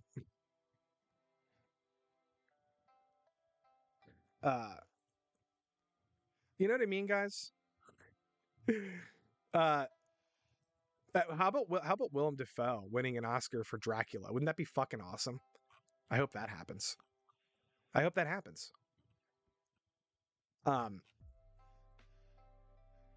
I think it will, because he's always winning for shit that he does. Except The Lighthouse, which, once again, Robert Eggers is not lucky. Not lucky. Unlucky Robert Eggers. I can't find the Jay Longbone thing. She was just like, Avatar fans only care about the money, and when you ask them what their favorite scene is or their favorite actor or performance, all they say is $2 billion. It's like, no, that's not true. If you said to an Avatar fan, what's your favorite scene, they'll tell you. Or their favorite performance, or why they like the movie. They'll literally tell you. The reason why we're talking about the box office so much, it's because people like this exist. Let me find it. This is funny. It's very funny. The other day, I said something about the box office. Here it is. This is so funny, guys. Okay, first of all, as a female, yeah, Puddle Duck. Oh, I have a girl watching us. We got a lady in the chat. Okay. Boys, calm down. I don't know my demographics. Willem Dafoe is great. Yeah, I agree. Guys usually get into fist fights and then squash it later. Yep, that's correct. Not the cartoon, the movie, Avatar. Anyway, here it is. Speaking of feminine energy, did Flash unblock you? No. Nope. Anyway, here it is. Avatar Way of the Water hits $2 billion. Okay. It just passed Infinity War. So then I said, okay. I said, I love when people childishly spam laughing GIFs as insults and are then subsequently butt-fucked by reality. So I tagged this guy. This is what he said. Okay. This is way back in the day. Okay. I said, this is like when it hit 1 billion. I was arguing with Midnight's Edge about the difference, how much money like it's going to profit or something. And this guy chimes in, 1.5 billion? It may just barely get there with nothing to compete with before it plummets into drop-off oblivion and nowhere close to 2 billion. You're as delusional as Cameron. Laugh emoji or laugh gif. And then I said, I'm saving this tweet. I'll hit you up later and to point and laugh. Okay. He says, save it. I will mock you into oblivion, Lofti, when Cameron fails to reach the ridiculous bar he set for himself, and at your forthcoming, laughably bad attempts at damage control after the steep drop-off hits. Another GIF, laughing GIF. Everybody posts these laughing GIFs when they think they're like, they can't just post something and be right about it. They have to confirm their own like integrity with a GIF. It's very like, it's beta male energy. Like once in a while it's okay to do something like that, but like if you just constantly are posting laughing GIFs, it's like you're not even confident in what you're saying, so you have to follow it up with like somebody laughing at you because nobody's really laughing. So anyway, he's like, he's not even gonna hit 1.5 billion. It's definitely not gonna hit 2 billion. Well, it already hit 2 billion in like a month and a half. Like he's a loser, absolute loser. And that's why we're talking about box office, because stupid people like this with their dumb hubris and their idiotic takes need to be put in their fucking place. Are we not allowed to do that? Like, am I the shill for Disney because I'm having this conversation? Am I faking my enjoyment of Avatar because of that? No. So Jay Longbone was wrong about that. Wrong. Holy shit. I have the flu, guys. Oh boy. Lofty, it's funny hearing Flash hasn't unblocked you when he's in the midst of censorship dilemma himself. I know, I don't care. No, I don't care about it. Element, we're laughing all the way to the box office. Yeah, you know what? I want it to make money because I liked it, and I want there to be 3 more of them. Because eventually, I feel like one of them is going to be like fucking. This one I gave an 8 out of 10, but I feel like it's getting better. The first one I probably give like a 6.5, maybe. I think it's getting better. I think it's possible that once the story is like set and all the exposition is like that's kind of what we've been dealing with. I feel like one of them could be like a masterpiece. I don't know. You know, like A New Hope was a good movie, and then Empire Strikes Back comes out, and it was incredible. I feel like hopefully James Cameron has an Empire Strikes Back in him with one of these films. But you know, there's going to be people who are like, regardless of whether or not it's good, are going to hate it.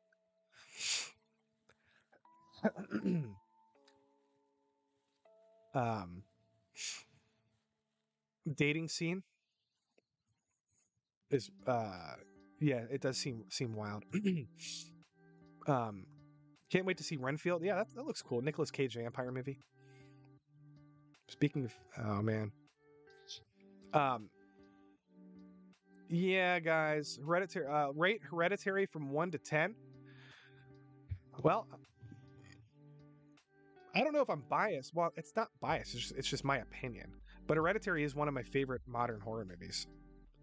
It's probably like a 9.5 out of 10 for me. And I could talk about that movie for hours. I think what Hereditary did is that it took a very tropey, generic concept and it made it very nuanced and interesting with the demonic, just the sophistication of the writing and the directing. I don't know, guys. I saw Megan last night, and I was not a fucking fan. Not a fan of that movie. I couldn't believe it. I thought I was going to love it because based on the recommendations.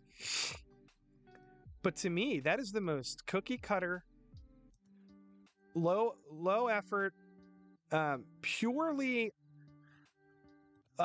like movie was made for normie horror fans. That's kind of how I see it, guys. Like any normie horror fan will go, I love Megan. Whoa.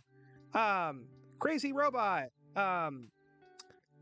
And like what else is good? What is good about that movie? That movie is terrible acting. That Asian guy in that movie sucked ass. He was so bad. And everybody was terrible, actually. Do I like camp? Yeah, but I don't think Megan was campy. I think it was just bad writing. I like camp. I love Nicolas Cage movies. And you know what? Megan took an hour and 10 minutes for anything scary or interesting to happen. Holy fuck, guys. The first hour of that movie was exposition that wasn't even interesting. It was like a bunch of like three employees at a tech firm making a robot that was so unrealistic. There would be so much red tape in real life that never would have happened. They didn't explain why it happened, why that red tape was broken in the movie. They just were like, well, we're going to rush this product out for the masses without testing it. And it's like, this could have been handled so much more interestingly with somebody like Alex Garland, like the guy who did Ex Machina. That movie is so fucking good compared to Megan. Ex Machina is on an entirely different level than Megan. It makes Megan look like Sesame Street. It really does. Ex Machina is so much better. I can't even believe it has like a 94% on Rotten Tomatoes. Critics gave it a 94%. Like, what is? I think critics don't know what good horror movies are. I think critics suck at. There's a lot of like old white like women like Karens that are movie critics working for like Hollywood Reporter, and they're just like, oh my god, this movie was a cute horror movie. I give it a 9 out of 10. You know what I mean? Like they don't actually know what the fuck the genre even is supposed to be like pushing boundaries with. It's like these people have never fucking seen a David Cronenberg movie. I'm sorry. I can't stand Megan, guys. I want to talk to somebody who likes it because it's not even gory. It's so pathetically like PG-13 horror. It's terrible. Oh my god. Barbarian is more disgusting.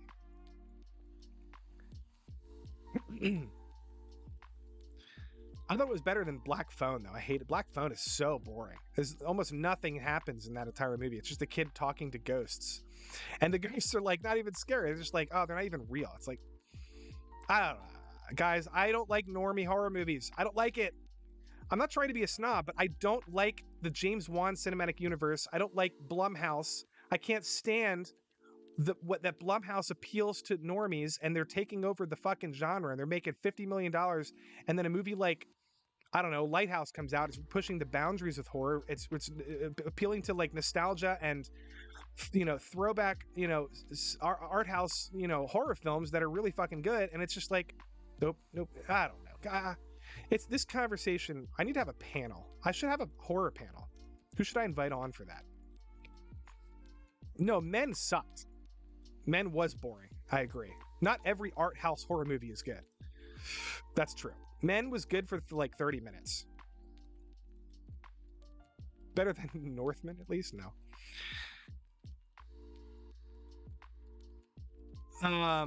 Speaking Ex Machina. Yeah, no, Alex Garland is good. I just don't think Men was good.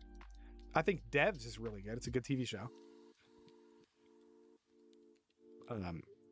Ever mess with lost media? I don't know what that means. The only horror movie, oh, like the genre? I don't know. Only horror movie I liked was The Ring. Oh, well, see, you know, that's, if you're not into horror, that's fine. I'm not talking about you. But you know what I mean? Like, why is Megan making so much money? I could fucking direct that movie. That movie is so basic and straightforward. You know what I mean? There's nothing creative about it. Go watch The Witch or The Lighthouse or The Northman, or even watch Hereditary. Or like those people, Ari Aster, Robert Eggers, Alex Garland, they have a craft. Like they're very unique and they're good at what they do. It's like if movies like Black Phone and Megan, you can plug in any person as a director on that movie. You just give them the same script and the movie would be identical. It'd just be an identical movie. There's no signature artistic expression. You can't look at Megan and be like, oh yeah, that's obvious. That's this director. It's like, no, it's such a boring cookie cutter movie. It doesn't have any interesting elements to it.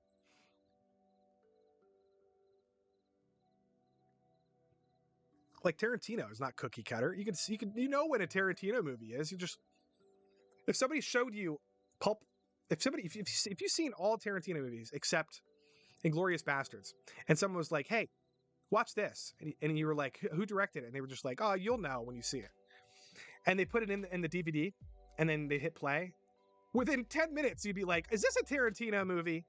You know what I mean? That's guys, that's just my personality. I navigate to stuff like that. I navigate to those kinds of movies, especially with horror, especially. What do you think about The Fly? I love The Fly. Love it. The remake, not the 40s version. The Jeff Goldblum version is incredible. The others is okay. Yep. I like movies like The Devil's Backbone, Guillermo del Toro. This movie, I just hear Chris Cola. I don't know if he's in the chat, but we did a whole stream about The Devil's Backbone, Guillermo del Toro's first film after Mimic. It's a masterpiece. It's a ghost story. It's literally a masterpiece.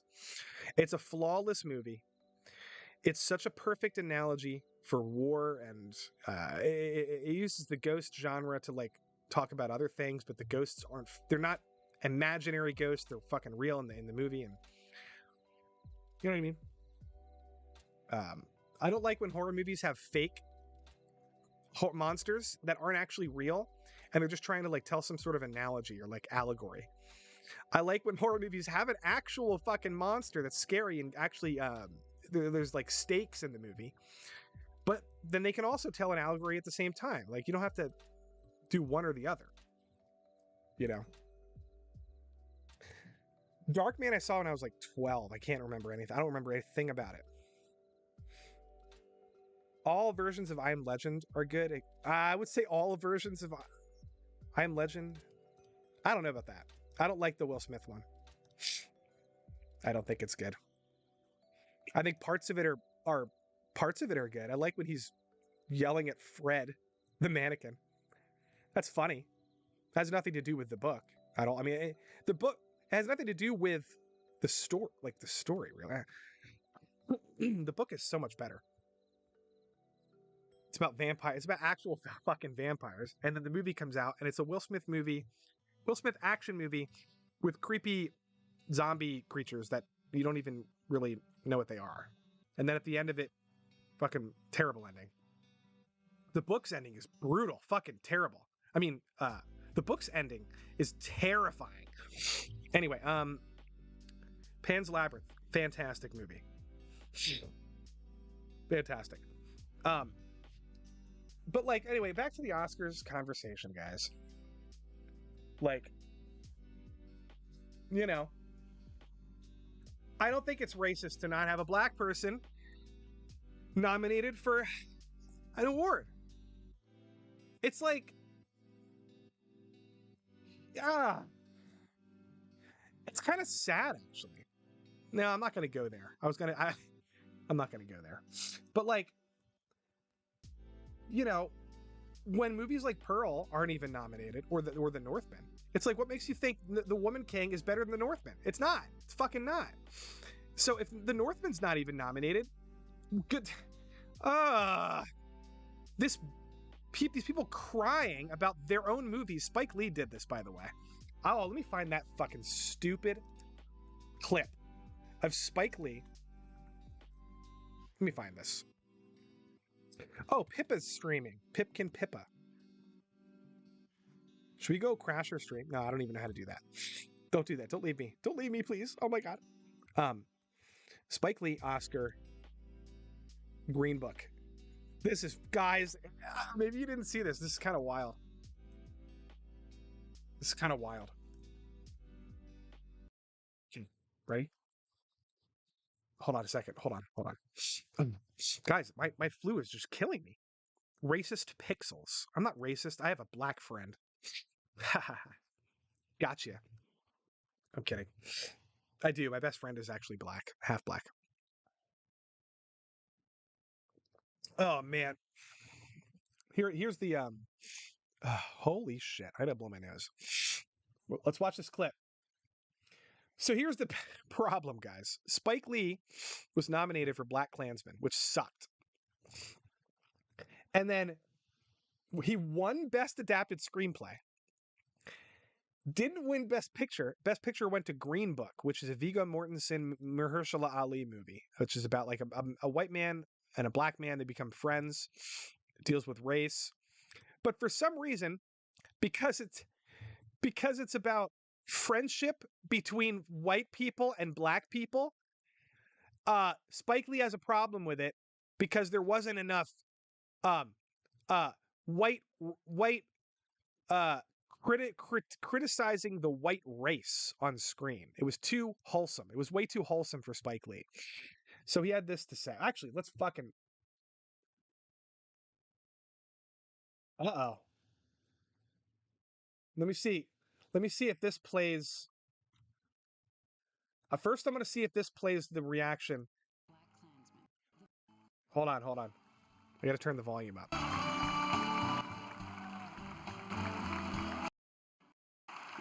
Are they going to show it? No, they're not going to show it. Jeff Small, Wilford. Spike Lee left before we started shooting this, but she... Okay, he left. Here, let's just play this part. What's the rumors? Rumor is that you turned your back, and then when you were asked what you thought about Green Book winning, you apparently said, next question. No, I said, let me take another sip of champagne. That's what I said. Look, the Academy voters didn't seem fit that, we were worthy of the Best Picture. And same, and look, I guess it's progress. Do the right thing to even get nominated. So I guess it might have to take another 20 years to come back. So we'll see. Well, what do you make of Green Book as a film?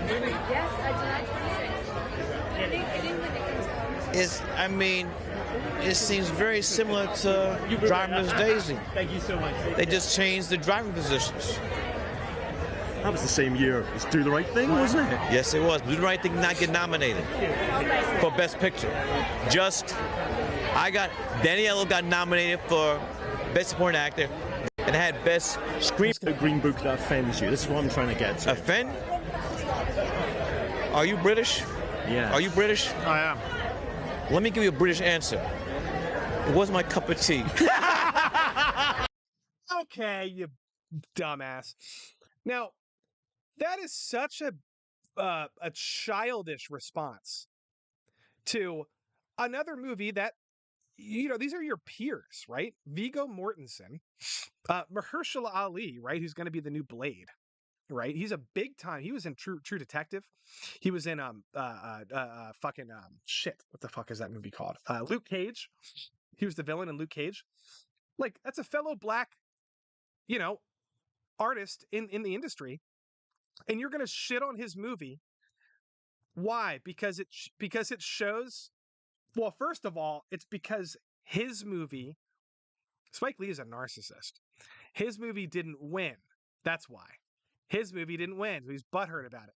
But he's acting as though the Green Book, he didn't come out and say it, but he's like, Green Book's not my cup of tea. It's like driving Miss Daisy. People had a problem with the friendship between the white and black person. And it's like the black community is like, we shouldn't be talking about friendship right now. We should be talking about reparations. We should be talking about how we are abused, systematically abused by society. It's like, fuck you, motherfucker. Fuck off. I like Spike Lee's movies, some of them, like, but I don't think they're that good. Black Klansman was horrible. If I could find, oh my, I gotta blow my nose quick. I'll be right back. Chat, do something funny while I'm gone. Give me 20 seconds.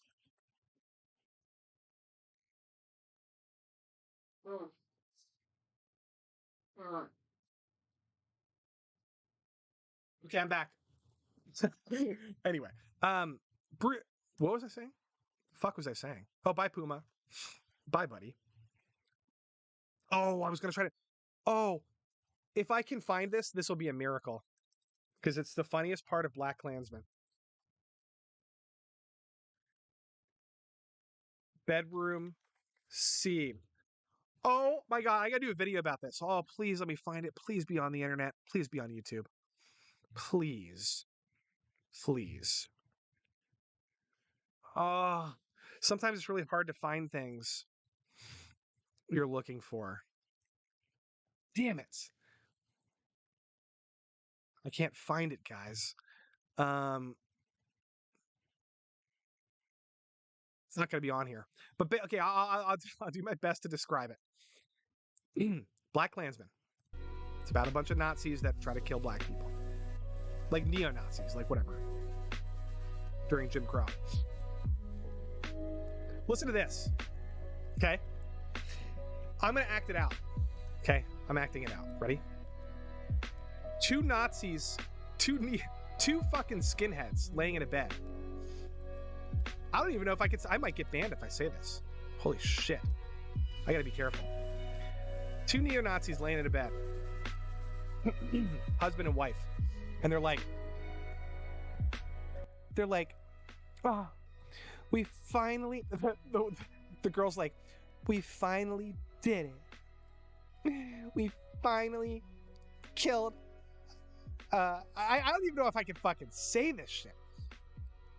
They're just like, I can't wait to murder those N-words.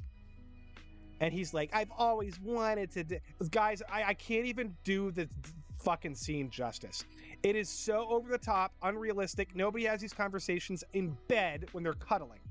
It's so over the top and unrealistic. I can't even... I'm telling you right now, has anybody seen... No, I can't say it, guys. I can't. I need to be able to have super chats, and I'm trying to grow my channel, guys. Come on. Maybe if I should sign up for Rumble. All I'm doing is quoting exact what the scene is in a fucking Hollywood movie. There's nothing wrong with it. But I can't find it, guys. I would play it. It's not on YouTube. It's not on YouTube. If I find it, I'll put it on my Twitter tomorrow. Trust me. No cap. To be fair, it was a dark comedy. Yeah, but that scene was handled in such a poor... that scene was like so hammy, and like nobody talks like that. I don't know, man. I don't think I know what you're saying, but the movie did try to present like somewhat realistic dialogue, like somewhat a little like parts. I think the movie was inconsistent. Didn't like it.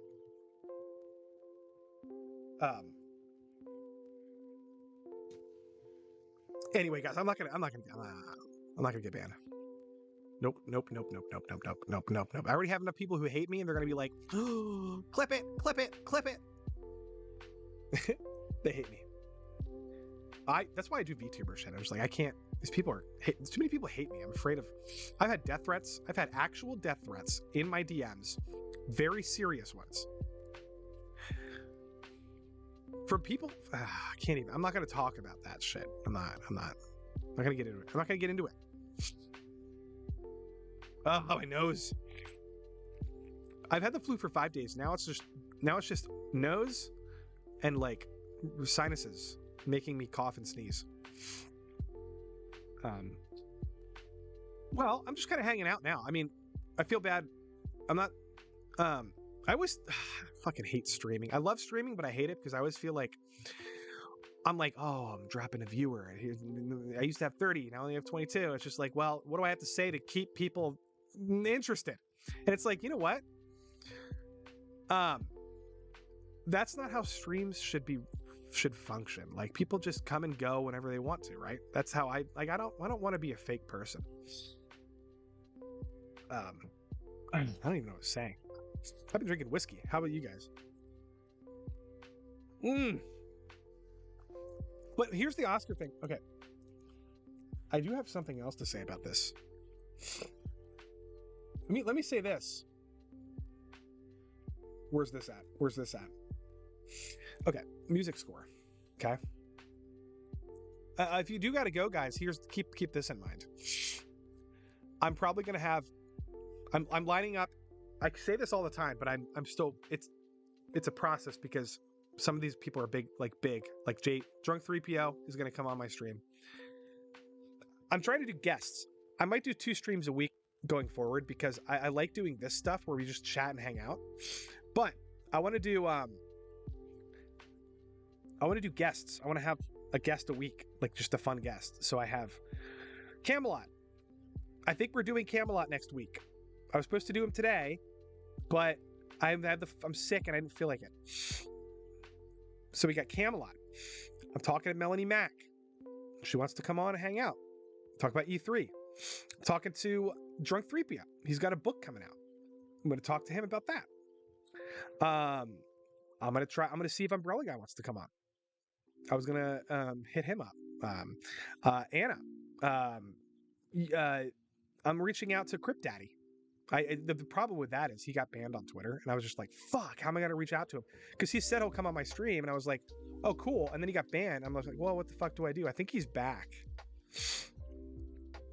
But Crypt Daddies, that's going to be a fun one. Guys, we're going to talk about accessibility in gaming, and there's a lot that needs to be said about it.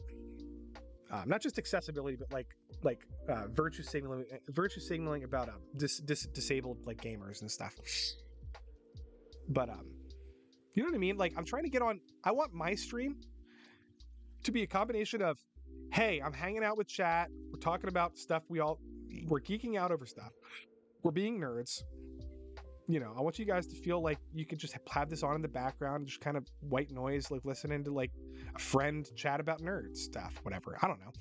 But then the duality of that, I want to be able to grow my channel with my skill set, which is networking. I think I'm pretty good at that. So I've networked with all these cool people, and I want to be able to like, and I think I could talk to all these people and have like fun conversation, kind of like what Lex Friedman or Joe Rogan do, except on a much smaller scale. Does that make sense? I would like to do that, and I think I can do. I think I can host. I can be a good host.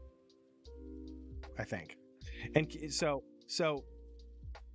I think everybody would agree that would be fun. But I also want to do this shit, and I want to talk about anime too. And video games. God, we're in a void right now. There's not a lot of good gaming. Oh, fuck. Tomorrow. Wait, Dead Space remake comes out tomorrow. And you know what else comes out? GoldenEye for the Switch and the Xbox. James Bond GoldenEye. And you know what? I think, I could be wrong, but I think it's multiplayer on the Switch. Am I wrong about that? Does anybody in chat want to correct me? Look at this. Let me see if I can find out. See if we can find that. Whoops. GoldenEye, this whole GoldenEye situation is stupid. Okay, here we go. GoldenEye is out now. Okay. Here it is. Uh-oh. Look at this, guys.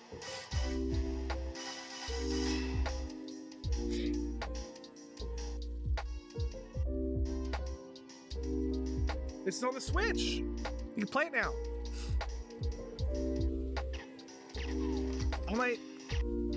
If I can figure out a way to stream this, I might stream this while we just chat about random stuff, like drama and stuff. Isn't that crazy? This is on the Switch. I think it's also on the Xbox. But like, I don't know if stream will let me. Like, is YouTube gonna let me stream this? I'm gonna have to look into this. Because this would be fun to, like, you know how Destiny streams all day and he plays Factorio like a dumb fuck? I want to do that, except I want to play fun games. I can't stream all day now, sadly. I would, but I don't have the viewer numbers to make it worth it. Not the viewer numbers. Like, you guys aren't the problem. The problem is, like, I need to focus on freelance, and like I have to make money, right? So I'm doing freelance. I'm working with other YouTubers now. I have to do that during the day. I can't stream all day. Just can't do it. Hopefully, like, next year I can do that. But yeah, no, tomorrow I'm doing a big video for a big YouTuber. I'm doing some freelance stuff, trying to branch out. But this looks fun. And then we get the Dead Space remake. Everybody says is really amazing. You know what I mean? Where are you playing already? Anyway, I don't know. I don't know what else there is to discuss. I mean, the Crowder stuff. Oh, I'm gonna blow my nose again. The Crowder stuff is kind of dead, isn't it? It's kind of dead. I could hold on. Hold on a second. Hold on. Oh, look. Look, it's multiplayer. Wait. Okay. This is live stream multiplayer. What the fuck? Why is this not #1 on Twitch? Maybe it is. I'll be right back. I'm gonna blow my nose. Give me 10 seconds.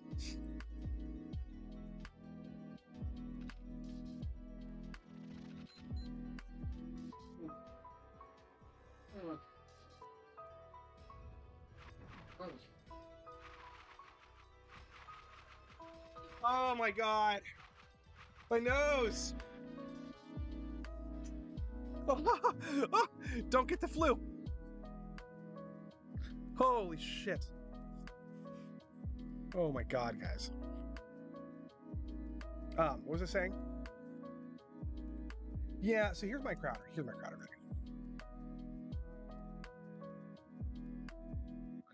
All right. Here it is. I like my thumbnail. I wish you could see it better. It's not gonna work. I like my thumbnail. Shadiversity versus Lofti Pixels. Oh, we got 200 views already. Didn't expect that.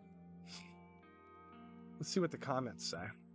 What is going on? Why can't I go to the comments? What? Wait, are the comments? Wait a minute, what's going on? Fuck's... Oh, here they are. All right, let's see what people are saying about my about my debate. This was a really good debate. Okay, hold on. I definitely come down more on Shad's Crowder's side, but you presented good arguments. I think Shad is too morally inflexible when it comes to making this quite as big a deal as it has become. Because despite Crowder's my Crowder bias, everyone is talking unnecessary flack. Besides, I think a lot of people see Daily Wire as kind of rhino. Oh, I'm not going to read all this. Holy shit. Well, I'll like it. Thank you. I'll read it later. Ricada had Robert Barnes on to talk about a contract. I think that was the best breakdown discussion. Shadiversity has a W on this one, but I like the philosophical question you proposed of what if they provided bonuses instead of reductions. I could talk about that. I had the same thought. Okay. Me on my way to disagree with Lofty no matter what my opinion is before hearing this. Based. I would love to see Lofty versus Destiny. Oh god, maybe I can call in. He'll have me on his show. I just don't feel like debating him. I don't know why. Because his chat is kind of brutal. Anyway, all right. Well, people seem to like it, I guess. I don't know. I mean, you guys can watch. I want to introduce something. You guys can watch it at your own. It's an hour long. Pouring another drink, by the way. Wait, where did my alcohol go? I'm gonna panic if I can't find my alcohol. Here, I'll play this quick while I go find it. I'll be back too. Gotta blow my nose. Okay, yeah, sure. You're probably blowing your fucking own penis. Man, so many memories. Yeah, I agree. Good game. Good game. But guys, this Crowder situation is more complicated than you think it is. What's up? What's up, Weebs? What's up, buddy? What's up, buddy? I don't know, man. I don't know. Here, I'll play the first part. Second you leave, Wait, hold on. It's kind of funny. I'll just play the first part. It's like 2 minutes. It's kind of funny.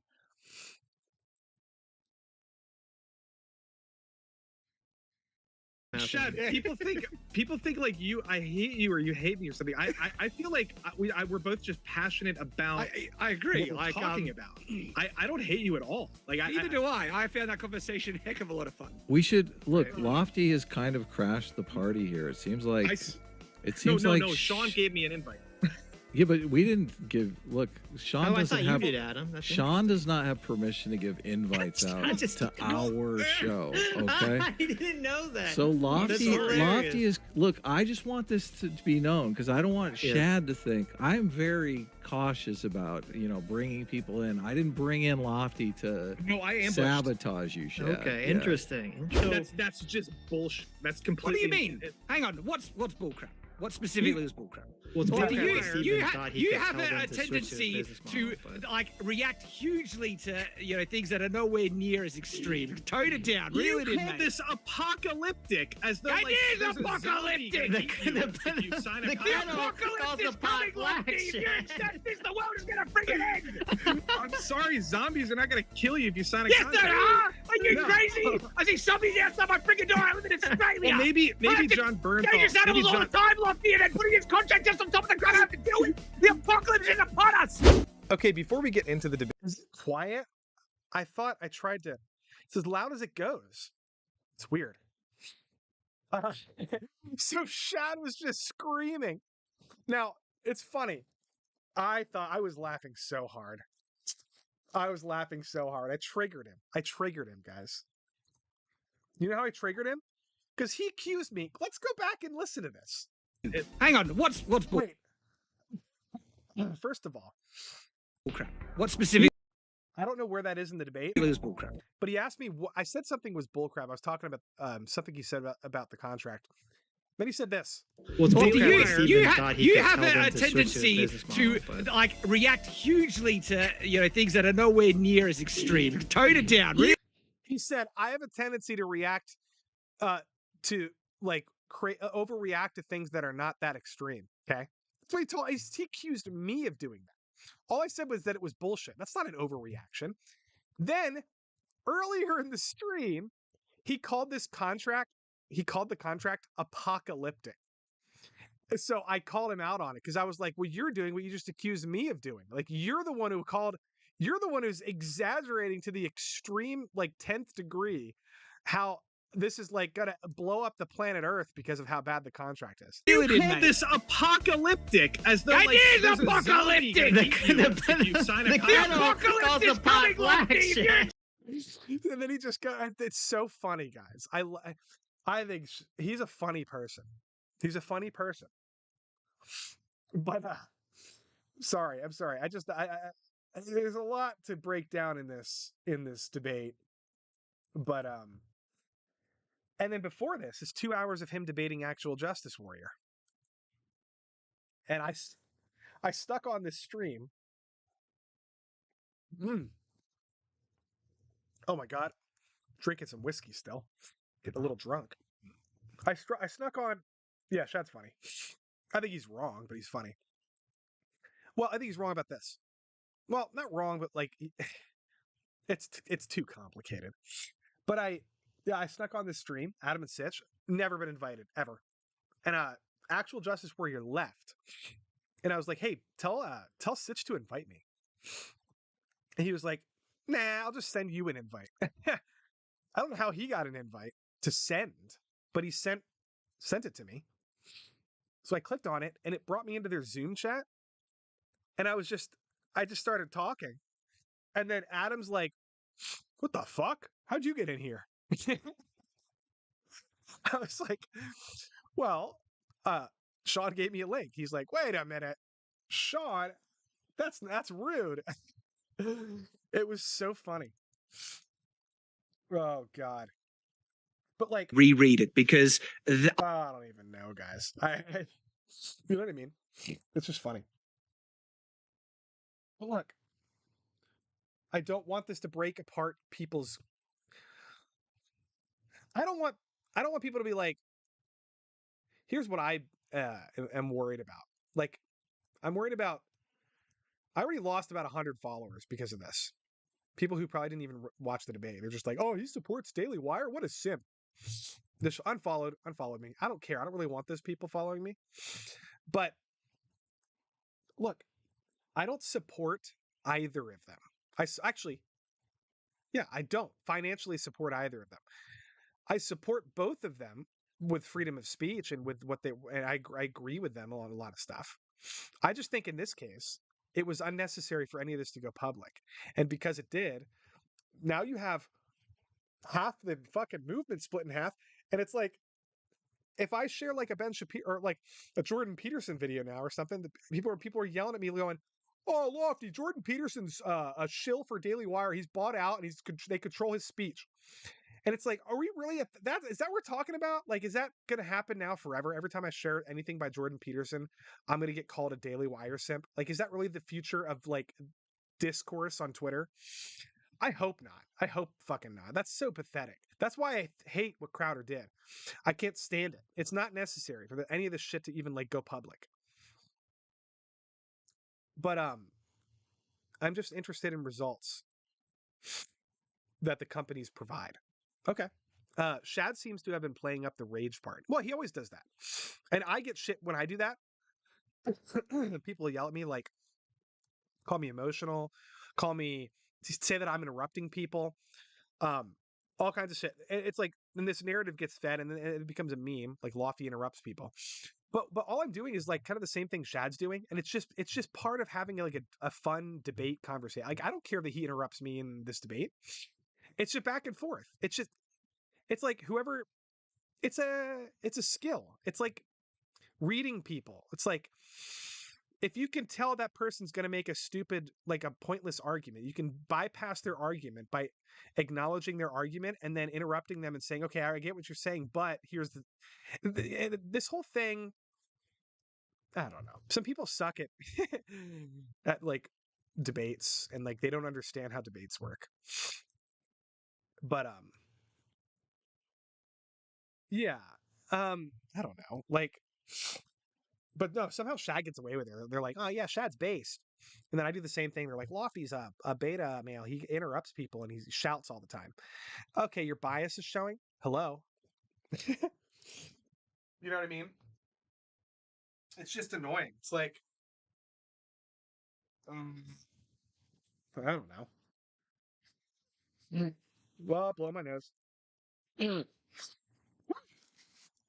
What are you guys doing? Oh, excuse me. We are just having a good old time tonight, aren't we? I'm sorry if I'm boring tonight, guys. I'm sick. I'm trying my best. But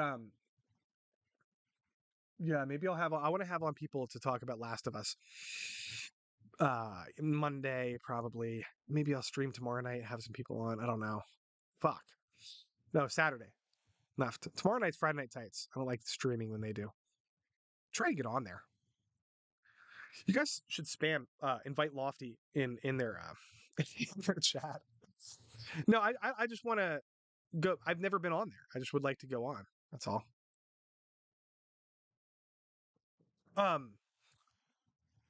It's because he's from a made up land. People get Australia. People give him a pass. Oh, nice. So you guys play games and stuff while you watch streams. That's cool. I'm gonna start doing that. Don't worry. I'm gonna start doing it. Hand Grenade says that's why I speak up about you. It went beyond a meme. You became a scapegoat. Well, yeah, you're not wrong. For people's bad takes. Yeah. I mean, that's how I see it. I mean, sometimes I have bad takes, but it's like, oh God, not always horrible. The worst thing, I'll say this. The most annoying part of that whole Flashcast thing was not even, I don't even care about, I'm over almost all of it. The most annoying thing was if you go back and watch the whole stream, which please do not do. It's just cringe beyond belief. But because everybody was drunk and it was just nonsense. But the most annoying part was every time we talked about dating or online dating or in-person dating or relationship stuffs, it's like, okay, if Drex starts talking, they're like, oh, okay, Drex, what do you have to say about this? I'm interested. If Camelot starts talking, they're the same thing. If Nick starts talking, if Anna starts, everybody's allowed to contribute to the conversation of dating. Except when Lofti starts talking. Then as soon as Lofty starts talking, they got to play the clapping seal meme where it's just a seal going clapping to like fucking Astolfo or some thing. And it's like Lofty doesn't know guys, it's kind of funny, but it's like it's kind of insulting. It's like, am I not allowed to talk? Like why? Why can't I talk about dating? Like it's for people that are supposed to be your friend, like it's like, well, Nick actually said, well, I want to hear what he has to say. And Flash is like, no, Lofty doesn't know anything about dating whatsoever. Look at him. Just look at him. He doesn't. How does he know about dating? It's like, well, first of all, I'm a fucking VTuber. Like, this is not what I look like.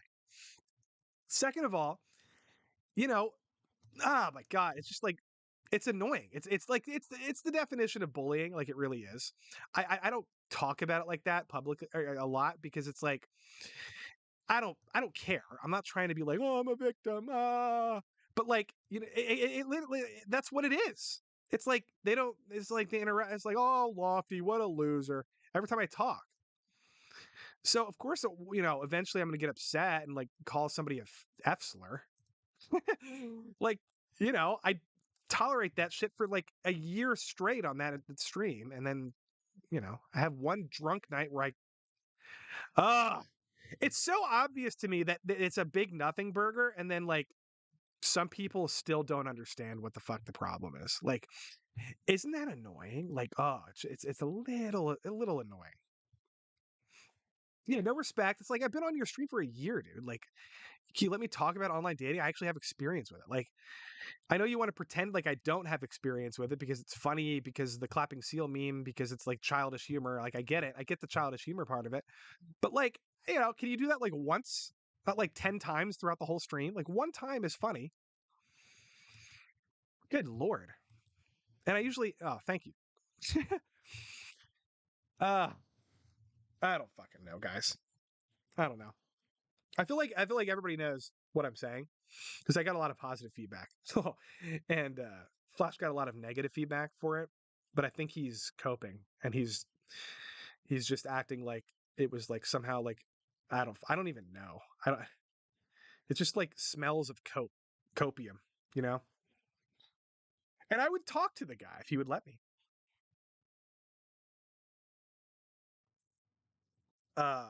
Whatever. It's so dumb. And it sucks because I don't have any like I was in a group chat with all this. I'm not gonna get into it. Fuck it. Well. Do you like my suit, guys? I wore my suit for the Oscars tonight.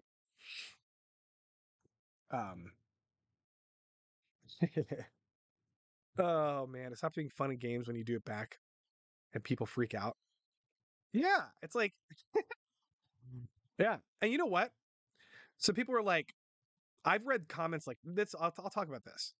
I've read comments of people are saying that Lofty has an ego. Lofty's conceited.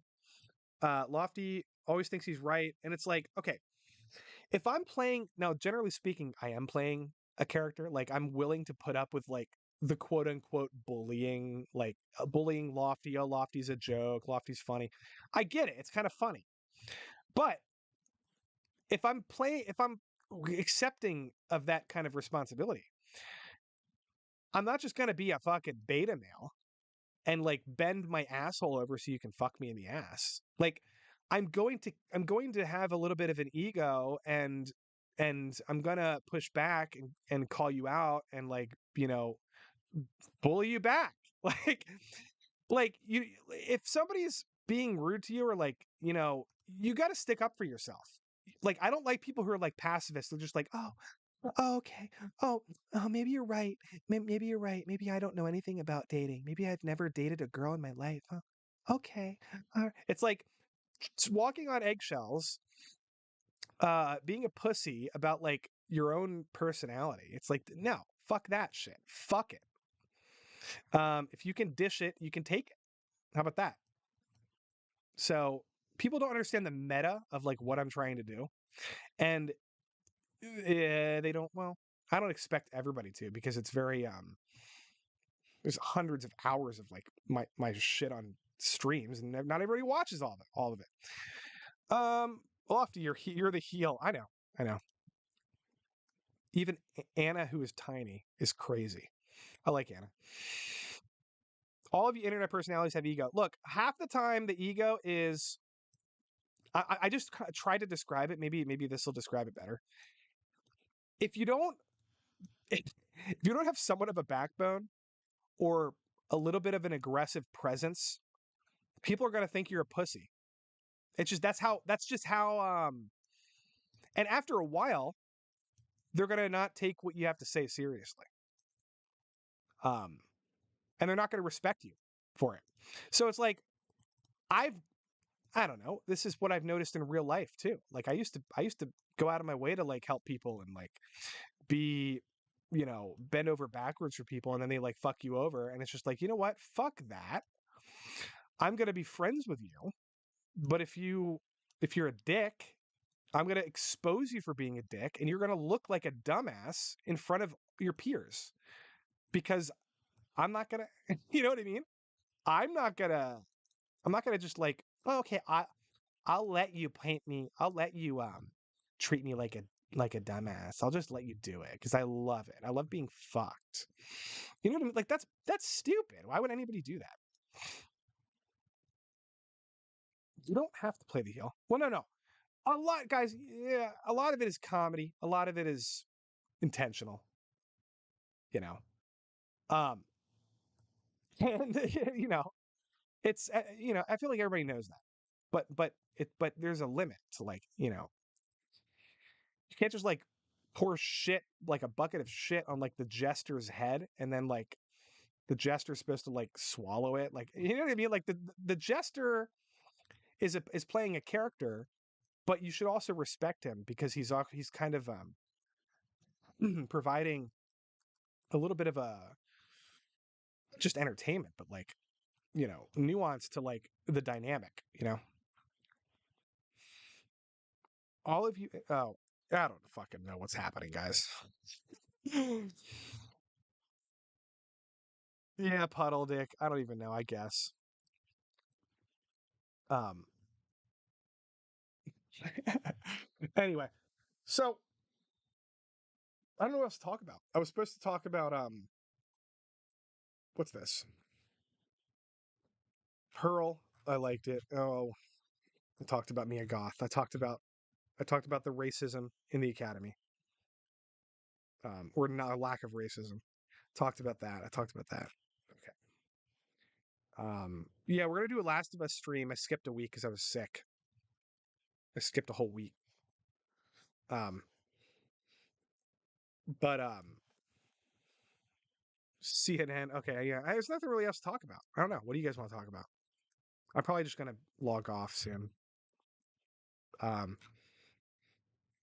back stronger. Come back stronger. I'm taking medicine. Taking my medicine. Ugh. Yeah. By the way, the flu still exists. Not everything's COVID. Right. Exactly. The flu still exists. Not everything is COVID. And on the flip side of that, people still die of cardiac arrest like they do every year prior to COVID. Not everything is the vaccine. Can we agree on that? Okay. That's all I want to say.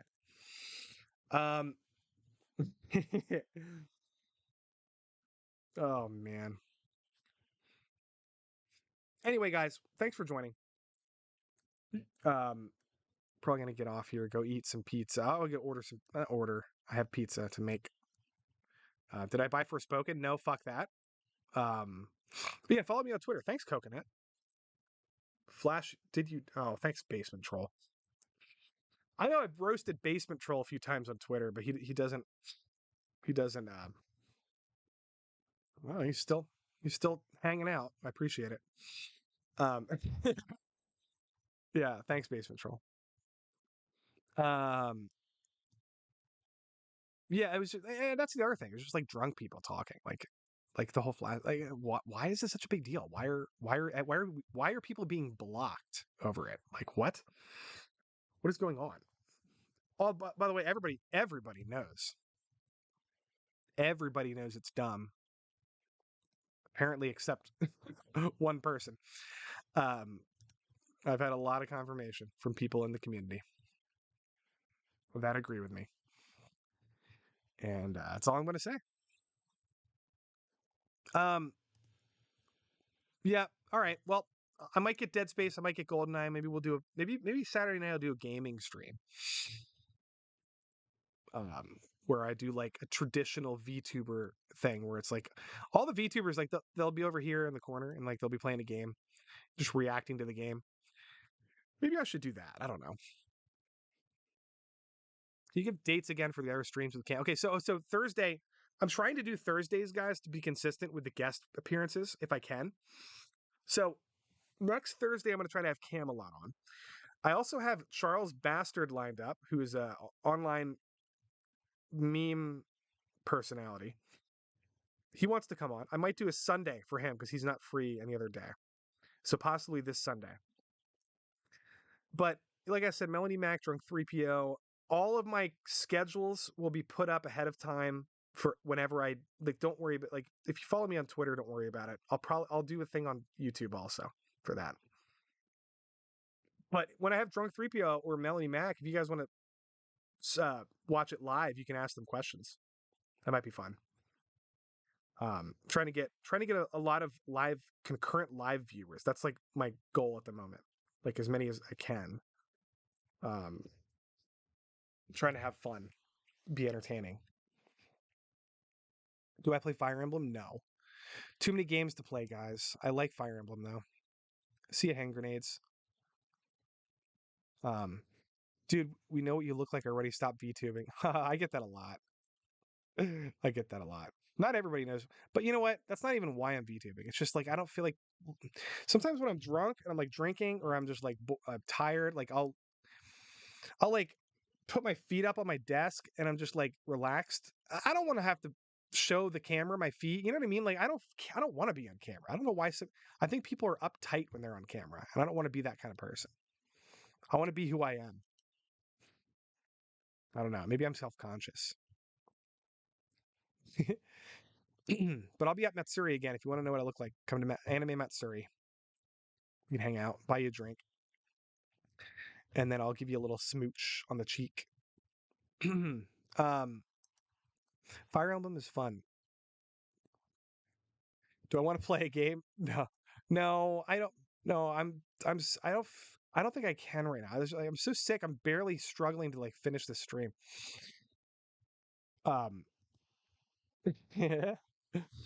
Anyway, guys. Well, we'll do an Oscars. Here's what's coming up besides the guest appearances. Oscars stream, Harry Potter stream when that drops. I'm doing a giveaway.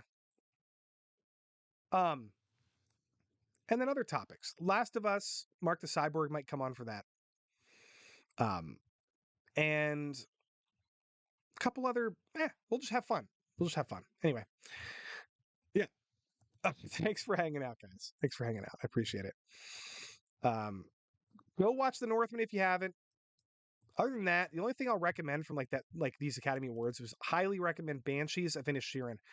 Everybody should see it. It's going to win Best Picture. And you might as well have an opinion about it. You might as well join the conversation. If you haven't seen it, don't be the guy who hasn't seen it and then everybody else has. It's fun. Am I wrong? I think it's fun to have. Well, if the movie sucks, that's a different story. But I think it's fun to be. That's why I watch a lot of these shows, because I'm like, I want to be in the conversation. I like talking about whether something's good or bad. That's why I watch Megan. Like, you know what I mean? Like, some people are like, I haven't watched a movie since 2013. And just like, what are you talking about? How is that possible? I don't get it. I don't get it, guys. I don't get it. I mean, if there's other stuff that you like to do, that's cool, but like, I can't even comprehend. I can't comprehend it. I can't. Anyway, bye, guys. Have a good night. I'll talk to you later. Maybe Saturday. Stay tuned for a Saturday notification. We'll see.